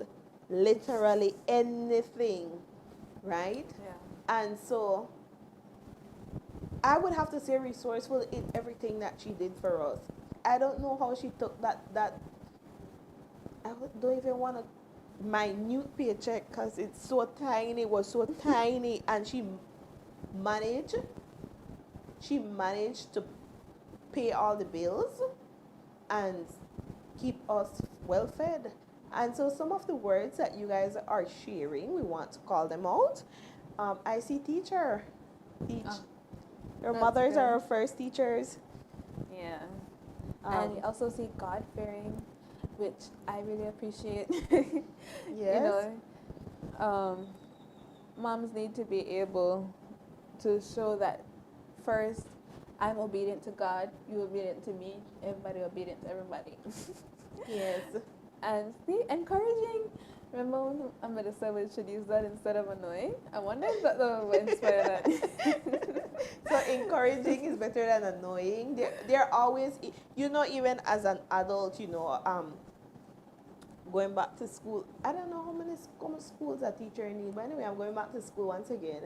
And my mom was like, when you're going to finish? And, and like some days I'm really exhausted and, she's like, dear, just quickly do summer. Like still encouraging me to do it. And I don't know if I would have, if I was her, I would be tired of always going through a school journey with me. I work at a school, I'm always in school, right? And so humble. Yeah. Humble is a great one. They And do you see so much and they selfless. don't sit there and say, and I did this and I did it. They are so humble. That's an amazing quality that they do so much for you, and they are so quiet and humble about it. Yeah. And I like selfless because it just reminds me of how I was asking my nieces about what they would say about their mom, and they're like, she always provides for me, like no matter what. And I've seen from the other side, my sister not getting something for herself, instead to get for her children because they're more important. And so, being selfless like that is just, I think it comes naturally as a mother sometimes, but it's good to encourage and to be thankful for that, because sometimes there's moms that aren't always selfless, but it's a great quality to have, and I appreciate it every time I see it. And you know, it's funny because as a kid, I could always recall my mother every summer and Christmas and Easter buying a new outfit for us. But I cannot recall one instant where my mother purchased a new suit for herself.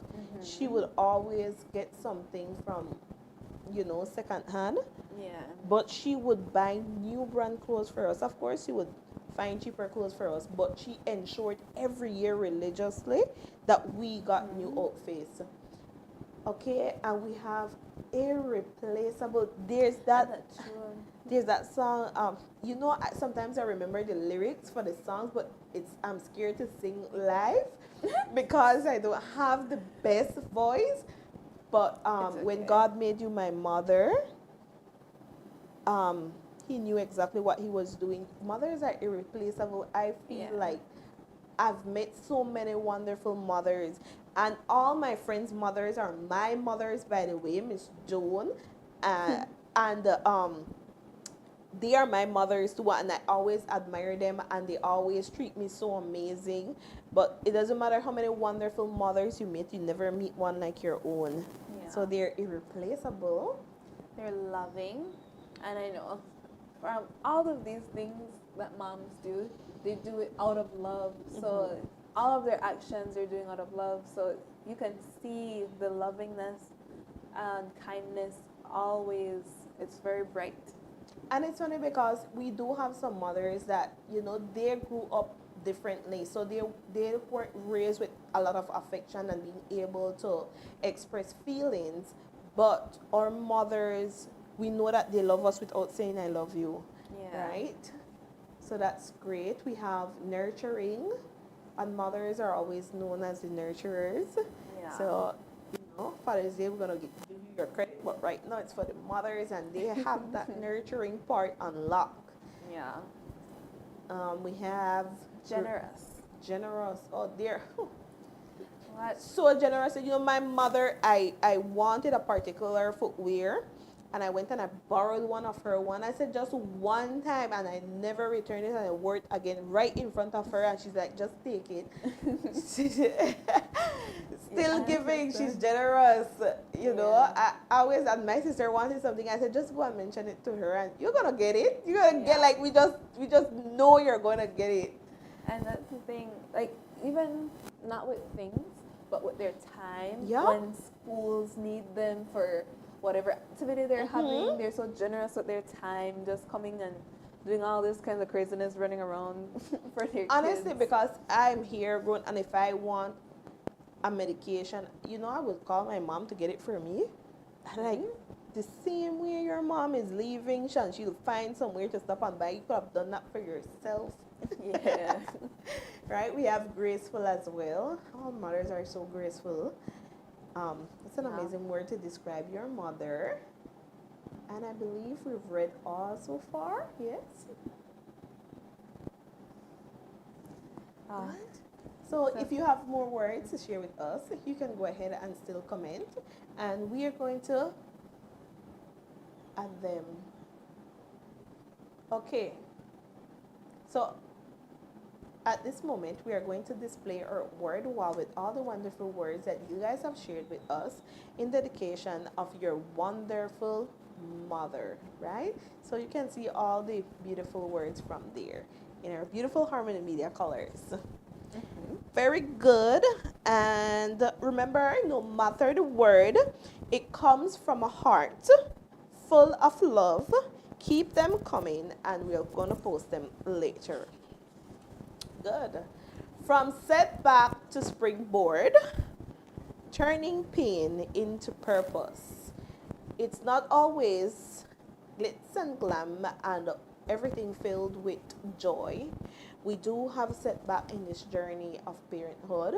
I can recall recently a change in behavior with my son, and I had to be venting to his aunt on the phone, and it was like she has it's my son uncle wife, so she for some reason, all the brothers in this family behave the same, and I don't know what is placed in their blood, but their kids act just like them. Oh my god. And so I was sharing with her certain changes, and she was like, I know exactly. And she started talking, and she was like, how did you know he did this? And they said, I went through it all with both the father and the children, right? So we do have setback in this wonderful journey of parenthood, and we all will face setbacks. It might not be the same, but we all will face them.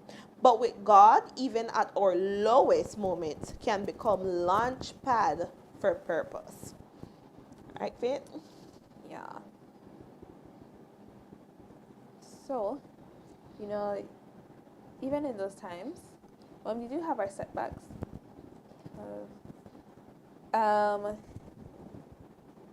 So we want you guys to share with us the stories. Yeah, we have stories about them. So even if you went through a deep valley, but somehow you found strength and identity through it with Christ, it's important to share those things so that other people can hear it and be encouraged in those times as well. Right, we want to share those stories with our viewers. We want all of us. Maybe you might not be able to relate with my story, but the same way I spoke to my son on, she was able to relate to mine. So we might not all have the same story, but trust me, there's someone out there going through the same thing that you're going through. And if you, like her, my son aunt, all her kids are grown now, so she already went through this journey and she's dealt with it, and now she finds purpose in just enjoying her kids at this moment. I am now just in my pruning stage, so I'm just finding some of these challenges and setback, and she's able to share with me these challenges, right? And so we want you guys at home to be able to share your stories with us in the comment section. And how did you overcome these challenges? Or just let us know what challenges you're going through. Maybe we can find someone or some encouraging words. Or, you can always turn to the Bible. The Bible has a scripture for every single thing you can think about. Look at the journey with motherhood right here. Even through all seasons, we have a scripture for you guys, right? So even if it's just the challenges you want to share with us, let us know. And if you were so lucky to be able to go through those challenges and you are at the springboard where you launch into purpose, let us know how you came about, right? Yeah. And so, even if it's something smaller, yeah, like just the other day, I think on maybe Thursday, I was with my nephew, my darling nephew. He had just come home from school, and I was with him in church just helping fix up for Sunday coming. And he didn't want to help. And so I was there and I sat down and I said, Aiden, do you want to talk about it? And I was like, Aiden, if you don't want to help, you can always say you're too tired, but you don't have to get angry or grumble or pout. You just explain what you're feeling and why, and it will give you understanding in that time. And he just sat there and listened and said, yes, auntie, and whatever. And then we went on, we did our work and whatever, because he said he agreed to help. So after I said, you don't have to, he said he agreed to help, so he did. And then we were just sitting there with each other afterwards, after helping, and I got a text, and I exclaimed, and I overreacted for no reason, because I was tired. And it sounded like I was crying, and the way how he put down everything he was doing to come and talk to me at that time, it was just special because, you could say I just scolded him or whatever, but in that time, he didn't have any resentment towards me or anything. He was just purely concerned about if I'm okay. And then I was like, Aiden, yes, I'm fine. Don't worry about it. He said, but you're crying. You can't. You're crying. You have to Can't be fine and you can't be crying. fine. And I was like, no, but I'm okay, sweetheart. Don't worry about it. I was just overreacting. And I had that explanation with him. And, it's just so that was a different setback and a different kind of springboard. But that's something I taught him a while ago as well, to be concerned about others' feelings and to be kind when you see people are feeling sad. And so being able to see that, now I'm teaching something else, but being able to reap the fruits of that first thing I taught him was really special. So no matter what kind of small story it is, it can be really encouraging and uplifting. And just thinking about it makes me want to cry again because it was just so sweet. Yeah. It was so sweet, in all honesty. So, feel free to share. And that's literally from setback to springboard, because you have this setback where you want your child, not your child, but your child to help, and you want to teach them and discipline them at the same time, but you literally went from a second where you're disciplining him and letting him know his actions are not the best actions at the moment, to him being so concerned and caring about you, and showing you so much love right after, literally afterwards, right? And it can be from emotional meltdowns to physical. Like, I could recall my niece took long to learn to walk, and in my mind she should have been walking at this point, and I was making her, my dad was alive at the time, and I was in his home, and I was trying to get her to, and he said, leave that girl alone. When she's ready to walk, she won't just walk, she'll just run from here. And you feel like you're not where the child is supposed to be, and you're trying to help, but she's crying. She was terrified of falling, and you're already on the ground, girl. You're like 1 feet tall, right? And so my dad yelled and said, she's going to learn. And I didn't even conscious when she just started running around in the house. Then I was like, keep still. Yeah.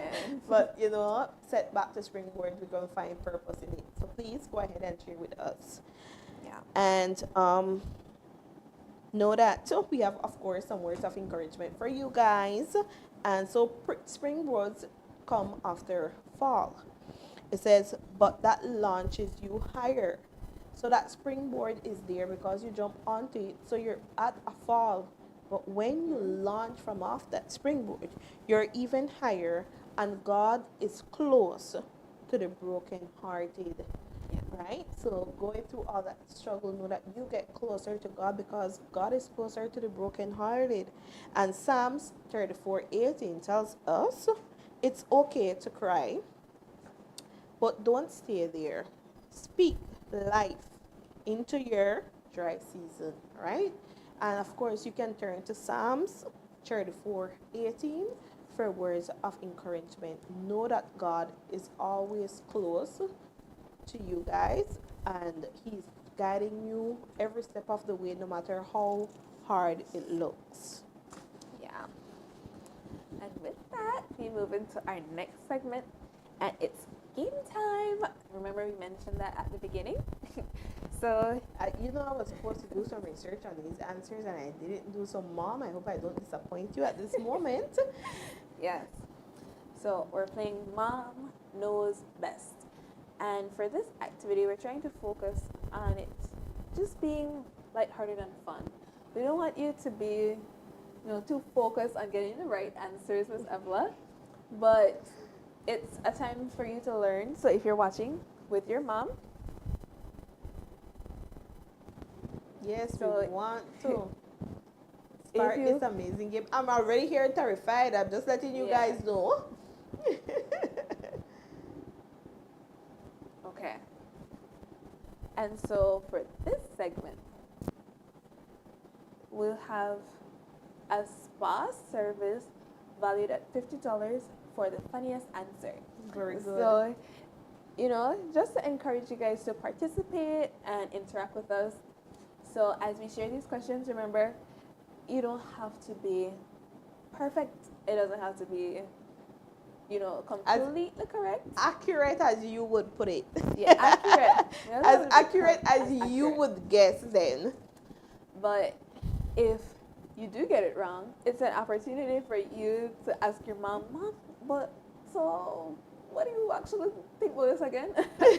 So, you have that chance to, learn your mom better. And so, Think remember, of our Mother's Day game as a way to get closer and know mommy more. Right? yeah. So remember, We funniest start answers off. win. I'm already feeling. But go ahead with the first question, Faith, and then we are going to play it along with you guys. Yeah, and maybe our moms comment and say if we're right. I hope my mom is not well, I hope she's watching me, of course, but don't crucify me in the comment section.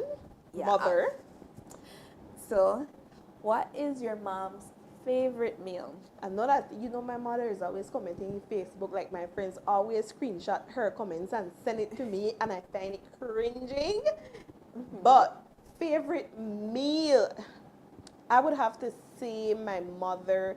I don't know what's her favorite. She eats everything, Yeah. and there's nothing that I could say that she enjoys more. But my mother is Hispanic, and in the Hispanic culture, there's this soup. For some reason, growing up in Belize, I always like my food colorful. But whenever we go to Belmopan, she always buys this soup that is pale.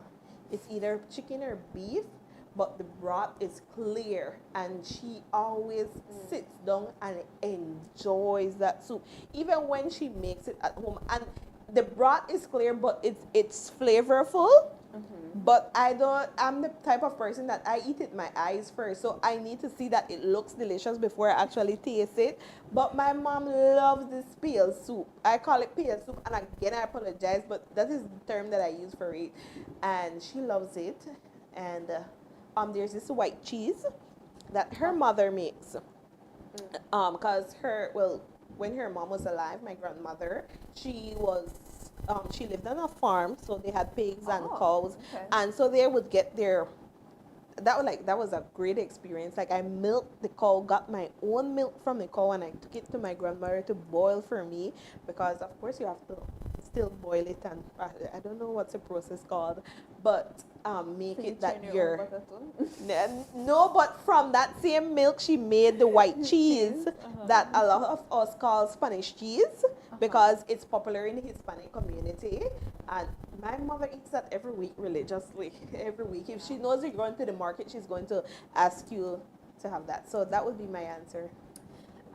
For this, I would say baked fish, cause not fried, but she likes fish baked. She would often make that for herself. If she's frying fish for everybody else, she would separate one and bake it for herself in the oven. And then, of course, I go and ask for some, because, children just do that. But I think that would be her favorite. And then, some other kind of seafood, maybe some kind of curry or something like that as her second. So you can safely say that you don't know. No, I'm Or sure you're she sure likes on that. baked fish. But is that her favorite meal? Oh, well, that's a good question. I'll ask Because her I later. can tell you what my mom enjoys, because Yeah. she enjoys a good fish. And the thing is, I'm not a great fan of fish, but every time she's always making fish, and I'm like, ugh, and then she gets so angry at me. But Yeah. if I had to pick favorite, I'm still going with the soup, and you going with the bake. I'm going with baked fish. Maybe next I think next that's show safest option. we'll let you know if we passed or fail. And the next one is, what song makes mom dance? For this. You know the answer? No, I just thinking about how my mom dances, and I know. I honestly don't like when my mom dances, so I don't. You don't to because what you're she's so listening. focused with the dancing, you don't pay attention Yeah. to the song. We're gonna use that, both of us, for an excuse. But Yes. my mother enjoys listening to punta music. Oh. So I won't say a favorite song in particular, but I'll go with genre. Punta music. And there's also this one Bob Marley song that she loves. I don't remember it, but it's that one reggae song that she loves hearing. Ironically, because she's Hispanic, you would think I would go into Hispanic genre. Nah, my mother loves Punta, and I could. My mother was a stay at home mom, so she literally didn't go anywhere. But there was one or two occasions that someone in the neighborhood would have an event, and the time that you would see her making a couple embarrassing moves, not because she didn't know what she was doing, but I just felt like mother shouldn't be dancing. Yeah. I don't relate that to me being as a mother though. But it was always when that Punta music came on that she was the most liveliest, I would say. Yeah. My mom dances Anything? to anything. Okay. She Really. just love She dancing. just like dance. We are failing, by the way. Yeah. She's like dance. But if she's putting music on, I think my it'll mother. be gospel. If she's putting Okay. it on, it'll be gospel. All right. Very But she good. dances to anything. So the next one is what's something mom says all the time, and honestly, my mom says I just me. She says that all the time. I just me. Right. So what would be your? Well, for me, at every time, every single time, every single said situation, you know, I want you guys to, really reflect, because I'm sitting here thinking if there's anything else that she loves to say. But for every single situation, she would say, I just meal. Whether it's good, bad, or in between, literally, that's her go-to phrase for everything, right? And how about you? Well, for me, I don't think my mom has like a phrase she always says, but if we're all together in the same place, the thing we would make fun of her for is that she doesn't know our names as she's calling us. Because, everybody name before yours. If she's trying to say my name, it's Shirley, Alicia, Dan, why you don't call me? And I'm like, Mom, you did not call me the first time. How was I supposed to know? And that's something I think I could say she does often. But I don't think she has a phrase. I think it's interesting to know what your kids think, Yeah. right? And so, in this time, we want to remind you to comment what your kids say in the comments, or your spouse, to ask these questions. Ask your kids or your spouse these questions, and let us know what they said in our comments below. And the funniest answer will win a prize. And if you want to go a step further, not my mom, but if you want to go a step further, you put their answers, and in the bracket you put what the actual answer is, right? So we can really laugh there, because especially if I'm here saying soup and my mom's favorite food is white rice and stew beans, then that is hilarious, because so it's way off. Because I could see Faith Mom typing in that comment section, doesn't know my kid name is my favorite phrase. Yeah, that would have definitely been funny. And the last one, what's your mom hidden talent? I know that she fixes every and anything, whether it's plumbing, the roof, clothes, anything that's her hidden talent, she fixes me. My mom fixes anything, and her boss once shared with me that my mom is not responsible to fix any plumbing anywhere. She's not a certified plumber. But I don't know what she did, but she noticed that something was wrong with something in the bathroom, and I don't know what string, tape, rope she fixed it with. His spouse came in, he said that Miss Emma fixed that tiling, Joe. And I said that you're the man of the house and you have my mom fixing things. He said, but the second she looked at it, she knew immediately that it was my mother that went. Even if it's not her job, even if she's not supposed to do it. My mom used to have this thing. She lives separate from us. She would go in your room and start rearranging stuff if you're not there. She fixes every single, that's her hidden talent. Mine, my mom's would be knowing information because I not have to tell she nothing, and then she just come to me and say, "Faith, you know this, this, and this," and I say, "Ma, but who tell you? Who tell you that?" And so I think her talent is finding information. We call it research. That's her Yes. talent. Her talent is research. So Mama Myers is out there researching and making the world more informed, one topic at a time. Yeah. Right? So those are our 4 questions for this segment. And remember, it's mom knows best. So do you know mom? Because she knows best, right? So please, again, the 4 questions. If you just joined us, sorry, what's mom favorite meal? What song makes mom dance? What's something mom says all the time? What's mom's hidden talent? And remember, for this activity alone, you get to win a fabulous $50 spa prize just for commenting these answers. And again, the funniest answer wins. Yeah. So for those of you who already commented, thank you for your comment. And for the others, we hope you We're add looking some forward to fun your and answers. add some comments, I right? can't wait to go read all of them. I'm definitely going to read, and then I'm going home to ask my mom, and then I'll feel embarrassed, or I'm going to feel overjoyed that I got it all I correct. got on the same one of those same calls what I made a complaint about earlier with my mom. Made a talk about the same thing. Okay, And Faith, so, we move into your section. yeah. Oh, okay. So we already have a winner for that. So Miss Tanya Humes, you have won for the funniest comment. So we thank you for sharing, and we appreciate all. Oh, her of you. comment was the funniest comment. Not Oh. tired me. Okay. Yeah, that's it. I can hear Megan saying that too. Yeah, not tired me. I can see that.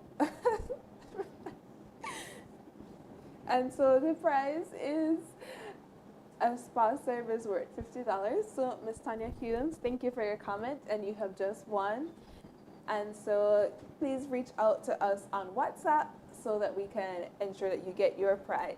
And of course, we're hoping that you have liked our page, and straight from our Harmony Media page, you can send us a WhatsApp message. Yeah. So now we're having a little devotional moment, and it's titled Rooted and Rising. So for this, we want you to be focused on anchoring in Christ and blooming through Him and with Him. And so the verse for this devotional moment is Jeremiah chapter 17, verse 7 to 8, which says, this comes from the NIV version, which says, "But blessed is the one who trusts in the Lord, whose confidence is in Him. They will be like a tree planted by the water that sends out its roots by the stream." And I know you guys have heard this verse before. So in this time, let's just repeat it. So it comes from Jeremiah chapter 17, verse 7 to 8. It says, "But blessed is the one whose trust in the Lord, whose confidence is in Him. They will be like a tree planted by the water that sends out its roots by the stream." Right, guys, and so we are approaching the end of this wonderful show, and we want to take a time, of course, here at Harmony Media Network. And our show Harmony Perspective, we want to ensure that we put God in all that we do, because it's within God that we find strength. It's within God that we are able to survive. It's within God that we are able to feel loved, right? We want to make sure that this Mother's Day, you know that God is with you every step of the way, not just when something great happens, but He is with us even through our troubling time. And remember, God is near to the brokenhearted. And Yes. so, This verse reminds us that when we trust in the Lord, that we are like the tree planted by water. We're strong, we're steady, and we're always blooming, despite whatever season we're going through. And earlier, we talked about all those different seasons. And in those times, you know, you're just learning what you're doing. You're trying to teach your child so that they have a strong foundation, getting them ready for that time of harvest. So, and then for that time when where they're leaving, so that they're able to take on all the challenges in the world. And also, you're just waiting for that time when you're by yourself now. In all of those times, the main power and the main encouragement in all of it is that God is with you and that He is your source and He's feeding you exactly what you need in all of those times to be able to overcome all of those challenges, all of those obstacles that may come. So even in those times of change or those times of uncertainty, you can have hope that you'll get through it because you have God in your heart and you have that message of God is always with me, now and always, through it all, that will bring you through it and help you to have that hope, that hope you need sometimes as you go through those challenges. So, in those times, don't forget to look to God. I know a lot of times when we go through things, we don't always look to God, and sometimes it has to get really, really bad for us to really focus in. And what I would want to say is don't let it get that bad. Go to Him first so that it's not too much for Him to fix, or even though it's He never can too much fix. for God to fix, it's God. So in those times, be focused on the Lord and what He's saying to you, and be sure that you can lean on Him. Be reassured that you can lean on Him through it all, and He'll help you with it, no matter what the circumstance is. So go to Him first. Don't wait till you feel hopeless and everything. Go to Him first so that He can help you through it quickly and smoothly and well. Right? So those challenges are going to come, and we want you guys to know that, even if you're in a dry place right now and you don't feel that water nourishing your plant that you're trying to groom and grow, know that God is always by your side, and that the root go deep before the fruit shows up. So keep trusting God, keep believing in Him, and keep watering your faith. And as Ms. Abla has been reminding us of songs during this time, this reminds me of a song where it says, if it's not good, then it's not finished with it yet. Whatever that is. See, she'll sing, There will be right? But I joy. can't sing. There will be joy.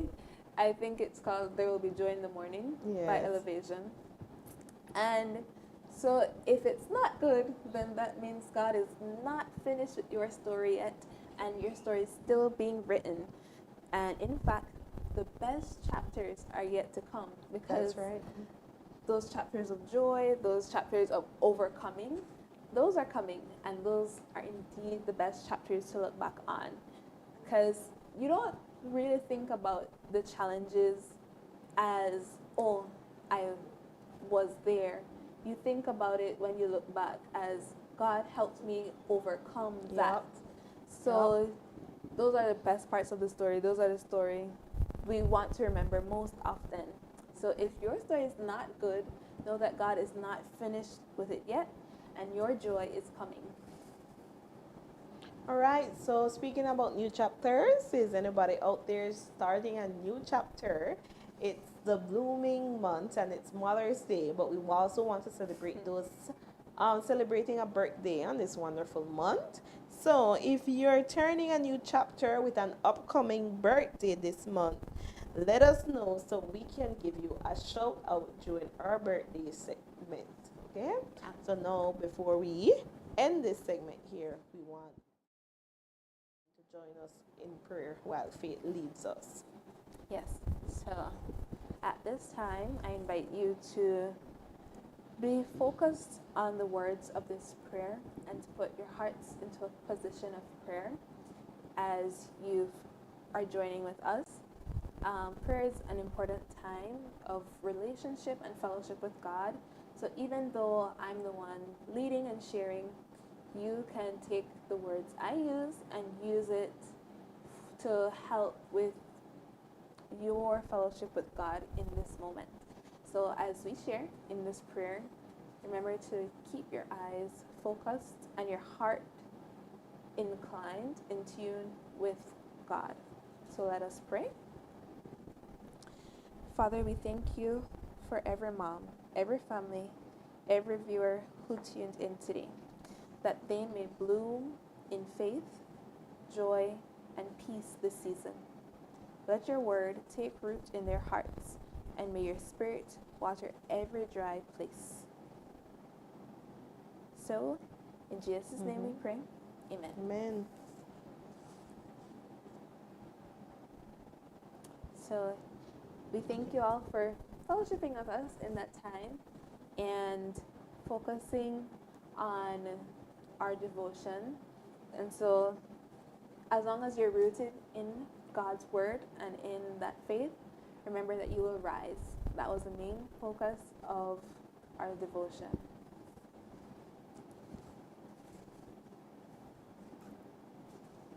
So remember to remain rooted in God's word and to rise above any challenge or obstacle that you face. Okay, guys, and remember, for those of you who participated in the interactive word wall, we have a spin the wheel coming up for you guys to see who is our lucky winner for that beautiful interactive wall. And you all shared with us, and we always want to make sure that you know how much we appreciate you guys joining our lives and being able to take part in this wonderful show that we prepare for you guys. Yes. And remember, we have our grand, what do you call it? The grand giveaway of this show, where it's our Mom and Me getaway. So that's still coming up.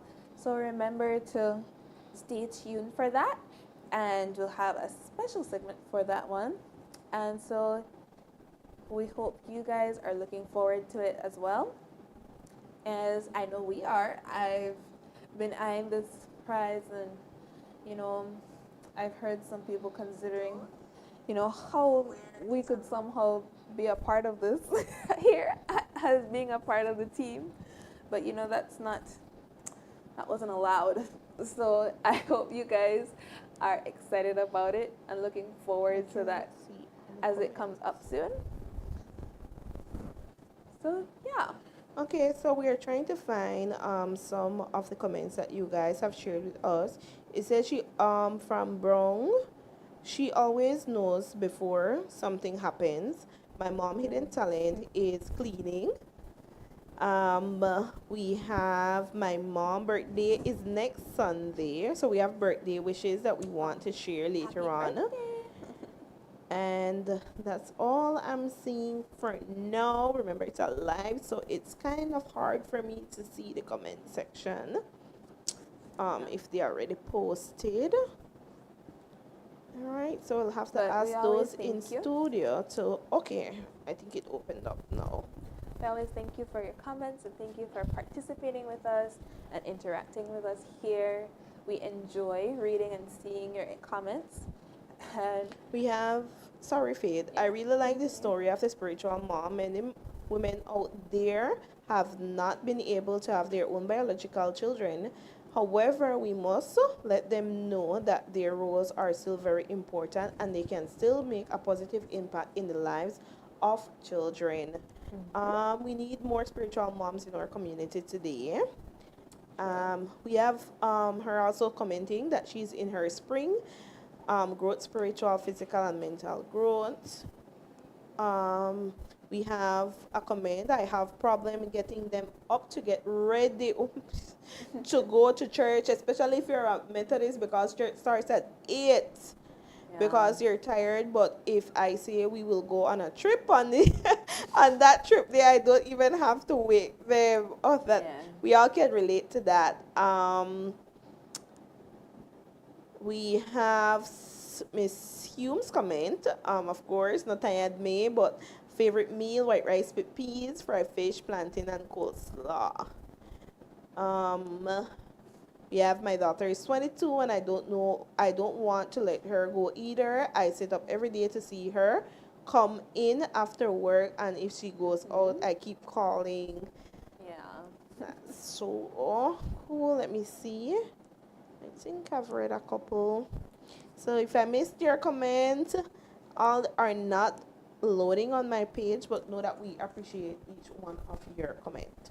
Yeah. Okay, let me check if those in studio are ready for that word wall. Spin the wheel. Or you guys want the grand prize? Spin the wheel. Okay, and so we move on to our final segment. I know we've taken some time from your Saturday, but I hope that you were inspired with some part of our show.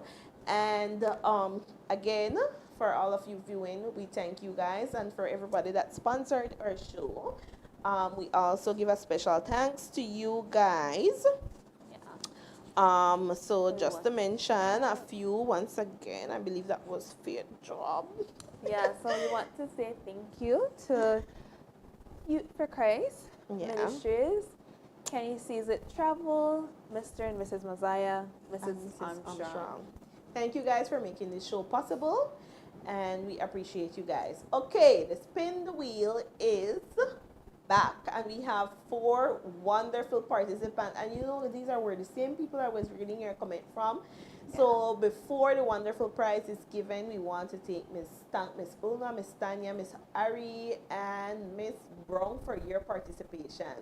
I believe you're able to see the spin the wheel, and it's time to spin that wheel. So those in the studio, I'm not spinning, by the way, neither is Faith, so you can't blame us if you see us on the street.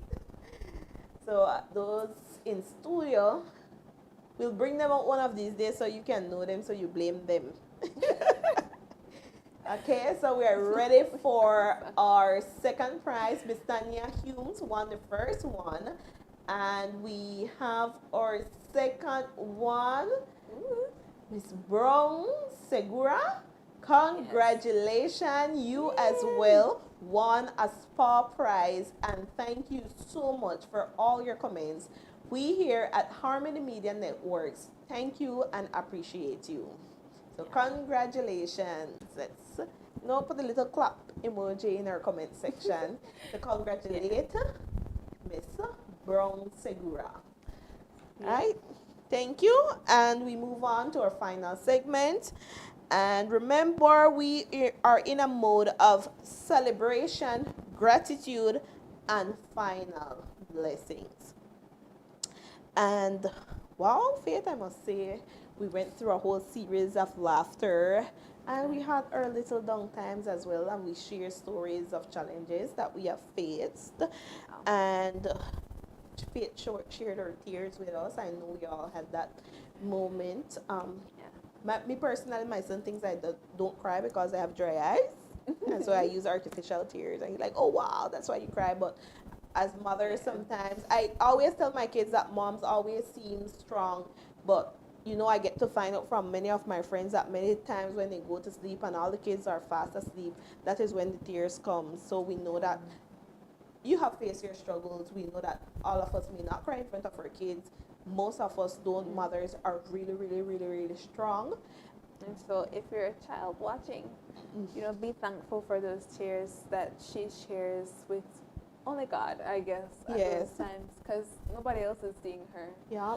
So, just take that time to really show that you're your mom, that you appreciate her and all that she's done, and all the tears that you haven't seen that were worth it. Let them know it was worth it, that you're blooming, you're growing, so their efforts and toiling that soil was worth it. Very good. So- And so this was a celebration of mothers, but also of faith, growth, and community. We look at having faith throughout your motherhood journey, and we look at growth, you growing as a mother, your kids growing as well. And we also looked at how your community helps you and how you can help your community. And one of the best community is your church community. Yes. Very good. Thank you And much, so- Faith. You want to leave it a parting word before we invite Miss Kenisha to talk about the giveaway. Kennie See It Travel. Let that engrave in your head. We're gonna know Yep. a little bit more shortly. And so, though, at this time, we have, we've shared all of these things with you. We hope that what we shared here doesn't stay here or just in your brain or in your thoughts. We hope that you can share it with others and that it goes with you into your daily lives, into your homes, into your interactions at church, in your places of work, that you can bring these stories and share it and use it to help others bloom and grow as well. Right. Thank you very Same. much, Faith, for those amazing words from mother. And remember, she sees her little ones as hers as well. So we have to give her thanks. If she's celebrating Mother's Day as well. Yeah, I hope I get a card. We're gonna let her day be on Monday though. Not true. Many as we went through our spiritual moms, Yeah. we're all mothers. Once you're there, helping, grooming, and raise, because it does take a village to raise a child. We're all mothers in this wonderful journey, trying to raise wonderful kids. Okay, we now take a short pause to invite Miss Sis Kenisha Crawford to stage, right? And so we want to thank our winners, and we really appreciate you guys, because here at Harmony Media, we want to share what we know with you guys. As Christian, we have our duty. I think it's, as Christian, we have a responsibility. We don't keep salvation to ourselves. I think it's our responsibility to share it with you guys, because we are all on this journey called life, and we want to give back to you guys. We want to bring God in your home, and we want to share our faith with you guys. And if you guys at home, we always welcome guests. If you have your faith that you would like to share with our viewers as well, we invite you to like our page, to follow us, to reach out to us. We welcome you all here at Harmony Media Network, and we just want to be on this journey where we share with as much people as possible Yeah. about God. I appreciate this opportunity of being here, a part of Harmony Media, to be able to share on Harmony Perspectives, my faith and what I've learned so far. Because at one point I was taught, now I'm able to teach, and I'm still being taught. So I appreciate that kind of opportunity. And so when we learn and share at the Yeah. same time. And so that's why we encourage you guys to share in our comments too, because as you're learning, as you're growing, you can have the opportunity to share. And so we're thankful for all of that. And also, we always try our best to give back to you guys at home. We are not rich. We're rich with God's love, yes. But that financial part, we haven't mastered that part as yet. But we always believe in giving you back. We are really thankful and grateful for you guys at home whenever you are able to share with us. And so we have our grand prize. Of course, every show we're not able to give our grand prize. But today that we are able to give back to you guys, I think we are more excited than you guys at home, waiting to see who is going to win that wonderful prize. Remember, it's either Not both, but either you get the opportunity to experience a wonderful 5 days cruise, or you get to enjoy one of Belize's amazing resorts, right? And if you haven't been to a resort in Belize, this is your grand opportunity. But surprisingly, we need to learn to be tourists in our own country. Belize has some amazing resorts. I haven't been to all, but I've been to a couple, hoping to see some more. You know, I really wanted to put that name on that wheel, but our CEO founder said no. Yeah. Said no to fate. Yeah. But we get more joy in giving back to you guys, because without you, this show would not be possible. I would be here talking to Faith, and Faith talking to me. And we do appreciate Faith as well. She's on a wonderful journey, and someday you're going to see the fruit of that journey that she's on. And that is the reason she took over our devotional section. She does a wonderful job. I've had the joy of hearing her share the word, and she is.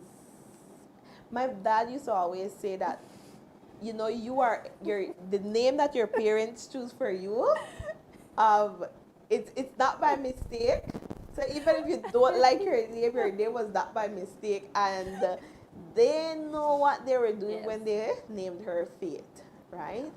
And it's always a pleasure to see young people growing in church.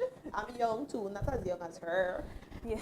Growing up in the church and sharing God's word and being so passionate about loving God, and always craving, wanting to know God more. And she shared with the little one at the school, and some of my students were in there, and I didn't tell her this, but the Monday after, they were sitting discussing what Faith had shared with them in church. So cute. But yes. Yeah, so we can go on all the time.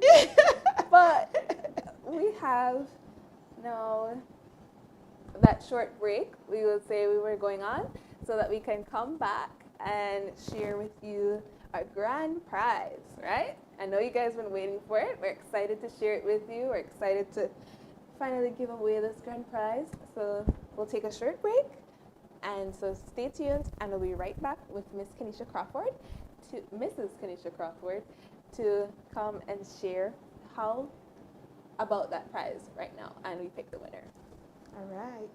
See you soon.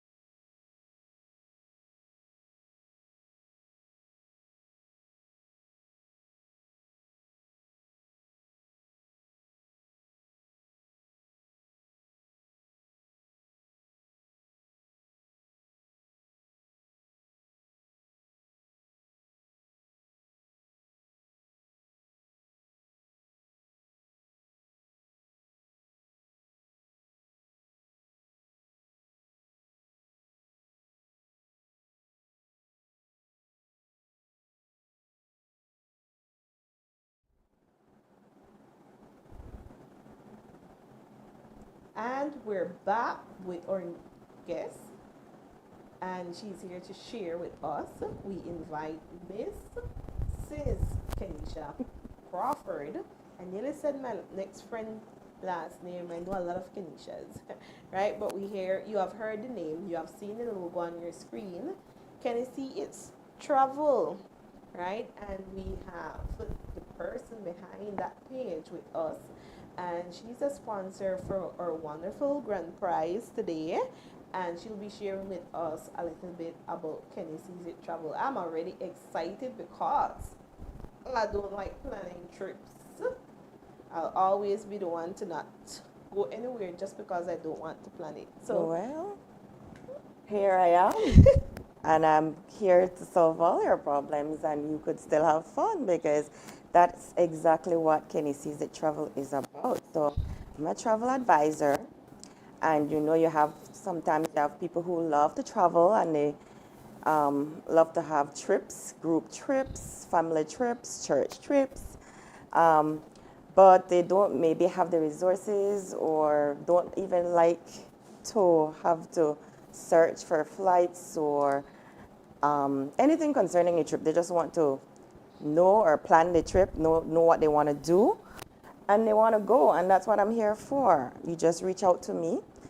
I will provide the contact information on how you can reach me and give me the information you need, where you're going, what you want to do, what type of trip, what you prefer in terms of your stay, what tours or anything you want to do. And this is for you, any trip anywhere in the world, from Belize to Dubai to Japan. anywhere.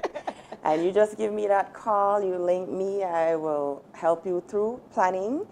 And yeah, I'm able to help you get your dream vacation on the way. Even for business purposes, if for your organization you need to go on a work trip, I can also arrange that as well. And it's of no cost to you. I will just arrange everything. I will let you know how payment is gonna be done, and you're set to go. Did you hear that? It's no cost to you. No And cost. many times, I think one of the most wonderful things and something that I'm always trying as a mother is to create memories with my children, right? Yes. And I always tell people, my mother did not take us to Dubai and Japan or an expensive resort, but I can also always remember during Easter time going to swim at a river, right? It's like the highlight. Even my little, she would join any trip, and it's amazing and grateful. The churches around my neighborhood, they would always have very, very affordable trips to different rivers that we were able to go on as a family. And those are the things growing up you remember. And I could remember, no matter how small the adventure is, we would love it. And Yeah. many times as parents, we want to go somewhere with the kids, but we are not versed in traveling. We don't know. We don't know how to go ahead and plan that trip. We don't know what to do. And so this is a very, very, very amazing opportunity for you guys who want to travel, who want to explore, even if it's that one big trip every 3 years. Correct. There's joy in traveling. We always see a different meme, talking about I want to hear by stroller in the airport. I want to pack a bag and go somewhere. I don't catch feelings, I catch flight. I find joy in, I'm a travel girl. Yeah. Gift me with a travel to Dubai. And we feel like it's so outreach.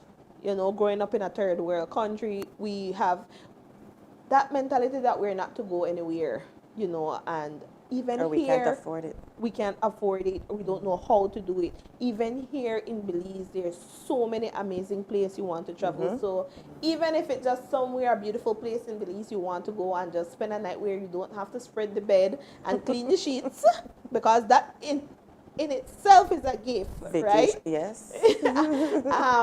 If it is that you want to travel here within Belize, please reach out to Kennie Sees It Travel, because she will You're gonna plan it, she's gonna see it, and you're gonna experience it. That's right. That's right. Right? And again, she's a sponsor for our grand prize. And so it is now for time for us to announce the prize winner.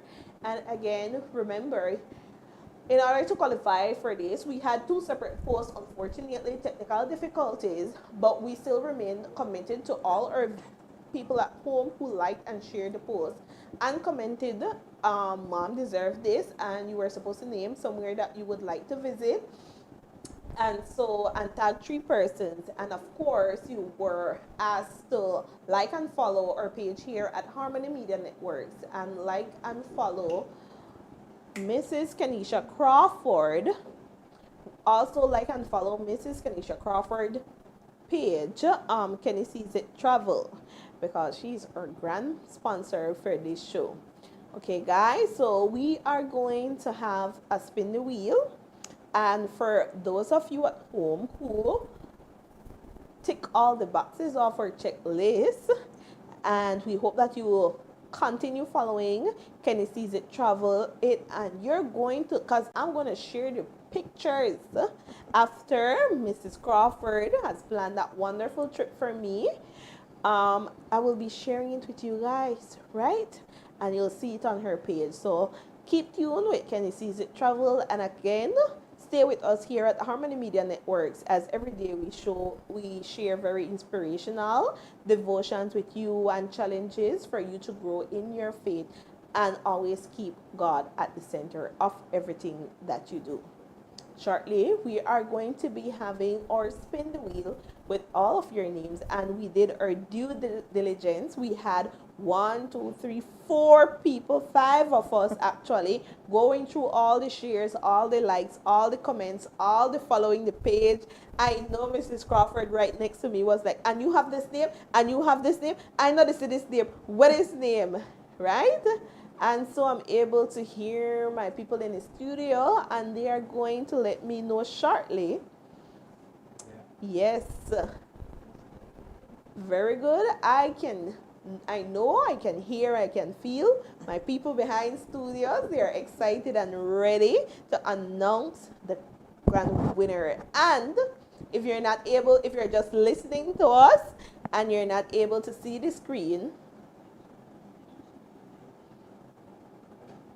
and so Mrs. Crawford is going to share with us how to get in contact with her, how the process, a little bit more about the process, and then she's going to announce the winner as she sits on the screen. All right. So, first of all, for those in Belize, you can reach me at 615-1458. And for those in the U.S. or anywhere else in the world, you can reach me at 1-858-325-1241. And of course, if they have liked your page and following. Exactly. If you liked and follow my Facebook page, Kennie Sees It Travel, you can also reach out to me via Facebook. I have my number on there. You can send me a WhatsApp message. I'm also on Instagram. I'm also on TikTok. Same name, Kennie Sees It Travel. And yeah, that's the way. And I also have an email address as well. That's Kennie, Kennie, CSEE, it travel @gmail.com. That's Kennie See It Travel @gmail.com.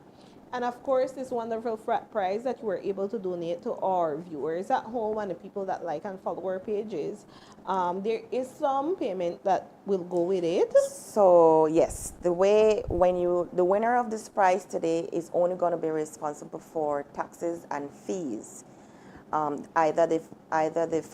Whether you choose the 5 days 4-night cruise or the 7-night stay at a resort. You will have the opportunity, if you choose that one, to choose from 3,500 resorts all over the world. And I know that at least one of them is here in Belize. So, but for anyone that you choose, you will be responsible to cover the fees and taxes associated with it. To give you a little idea, an estimate that I know of so far for the cruise, it would be around 520 US.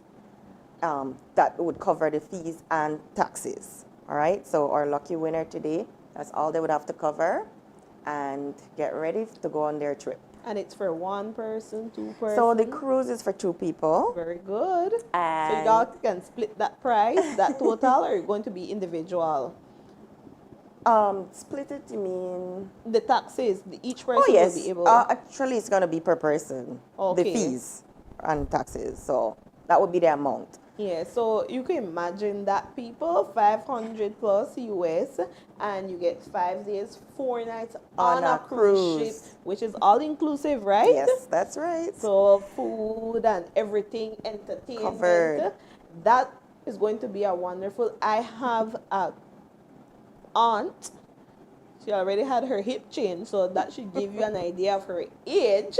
She loves cruise, and unfortunately, she was a little ill, and she knew that she was getting sicker because she's asthmatic, and she decided, I am going to just do one big trip. She invited her kids. My sister was able to go with her as well. She loves, obsessed with cruises, and you know, honestly, that is my dream. I'm always trying to encourage my mother to go with my sister on one of the cruises because I feel like she's worked so hard. You deserve that Right. trip. It's an amazing experience. And so, is there any? Those are the kind of trips right there that you can, if I was already in the business, Yes. she could have arranged that with me. I would set it up for her. And actually, I have some good things lined up right now. Me and Hint, follow the page. that's right. Me and my fellow travel advisors, we are planning a nice cruise for next year. So you want to stay tuned, guys. Stay tuned to the page. Reach out to me. I'm here. I'm very responsive. So don't be shy. Don't be afraid. And I could, even if you just want to just do a inquiry. Yeah. Let me check for you and provide you with information. I'm ready. And how about the one in Belize? So if I decide, and I know that you're supposed to have a visa because the flight leaves from Miami for the Yes. cruise. So what if Yeah. I don't have a visa and I opt to take in a resort? What fees am I looking at?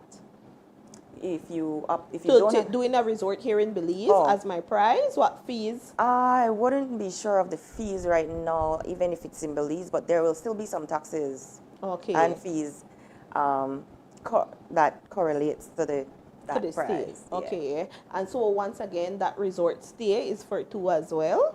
Up to 4. Oh, Up to 4 guests. how could it have gotten better? How could me, my mom, and the 2 kids, Gloria, I'm sorry, you gotta stay home. Oh, I can't win. So And hopefully she's in there and she could tell I you. hope Gloria did her due diligence and take me. We're not gonna take mom at this point. All right, and how long is the stay?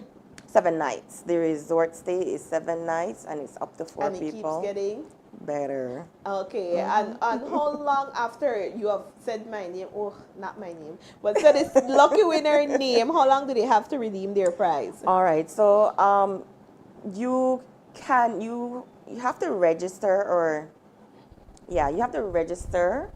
Once you reach out to us, we'll send you an email. You'll register, and once you register, you have 2 years. So you have 24 months to complete the travel. 2 years to save 500 US to go on. Listen to me, even if you don't have a visa, you have 2 years to get it, right? Yes. And you'll be able to go on the cruise. And if not, you have 2 years. 2 years, all of 2 years, right? So To for the plan. resorts, it's going to be 2 years as well. Yes. And it's the same for the resort. I wouldn't even wait on that 2 years for the resort. I would be like, boss, Right I away. need the whole week off because Kennie Sees It Travel is going to give me 7.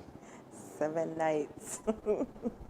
So, Mrs. Crawford, Are you Yes. ready to I'm spin the ready. wheel? I am very ready, guys. Yeah, I hope she those at home is are as ready. ready as she is to plan that amazing trip for you guys. Remember, reach out to her free of cost. It will cost you a Yes. penny to reach out to her and get some estimates, line up those dollars, and start making memories. So All right. it's So, your turn. Miss Kennie Sees It Travel. all right. So, You can see this spin the wheel on the screen. yes, I'm hoping those. Give us our signal. Yes. After you say Kennie Sees It Travel, it starts spinning. Right. So, hopefully, you guys can already see Yep. the spin the wheel on your screens. And this is Kennie Sees It Travel giving you your first trip or one of Wonderful many. First of many. First of many and beautiful experiences. So spin that wheel. Okay, those in the studio, you see, she has a magic word and she said, spin that wheel starts spinning. Dina Villa, oh no, she's going to say the winner.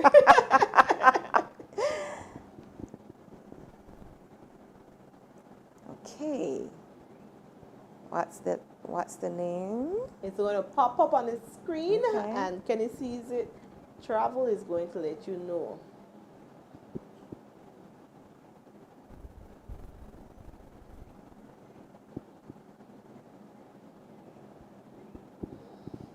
I think the people in the studio want to build a little suspense for us, you know. Guys, I'm not breathing because I'm waiting. And it's not even my name. We want to announce the winners. The winner.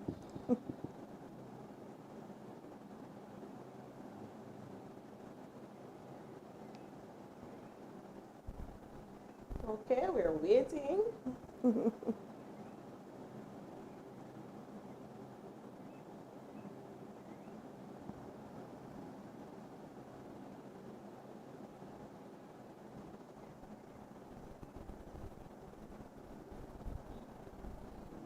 Okay, I guess you can go ahead and you see the arrow pointing to the name. Okay, it looks to me like Kiana Morillo is our lucky winner. Okay, so congratulations to Kiana Miss Kiana Morillo. Morillo.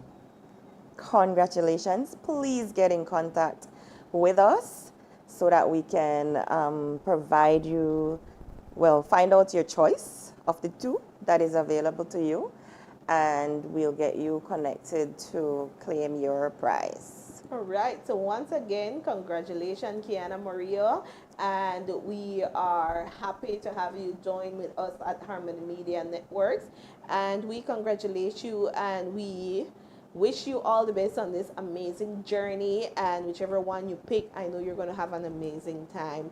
And from here at Harmony Media Networks, we want to once again thanks Mrs. Kenisha Crawford, Kennie Sees It Travel. Remember, you guys dream of it and she makes it comes to life. That's right. Stay tuned. Dream it, she sees it, you enjoy it, right?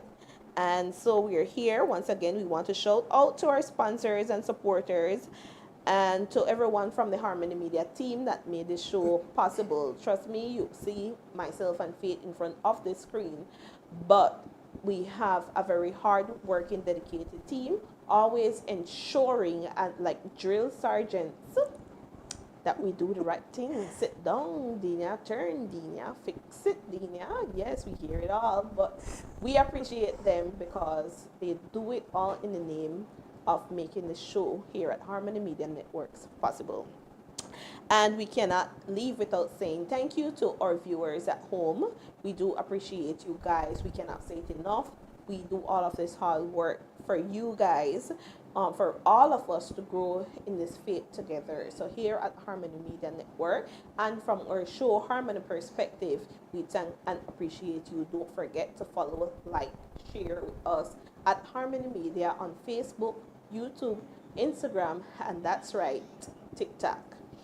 Good. So we encourage everyone to keep using hashtag Bloom in May. And we want to shout out some birthday. I know Mrs. Crawford has some to share. Yes, I would like to say Very happy birthday. My mom's birthday is next week, Sunday. Happy birthday, Mom. We love you. That's the 18th of May. That's on the 18th That's the of day May. my son was supposed to be born. Oh, wow. And when is your son's? My son's birthday is on the 25th of May. 25th. Jeremy Armstrong Jr. His sister birthday is on the 2nd of May. Gianna Castillo in New Creek Village. And his new found friend, Kyrie, his birthday recently went, I believe.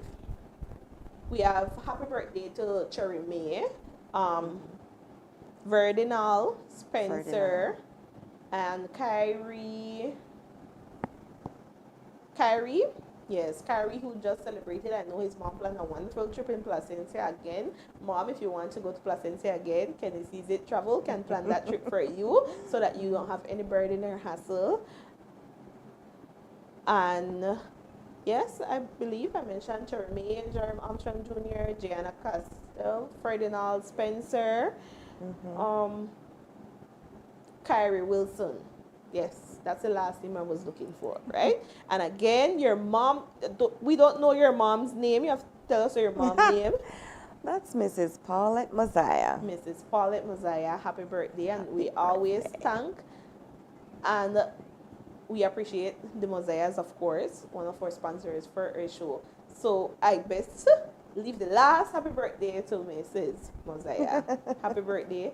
I hope your daughter plans you an amazing one because you were born on the Mother's Day month. I know. Kennie Sees It Travel with Kennie Sees It True. All right, once again, thank you guys. And to every mother, grandmother, mother figure, and spiritual mother, we see you, we love you, and we honor you. Until next time, remember, stay rooted in God and keep blooming beautifully. Thank you for joining us here at Harmony Media Networks. See you next time.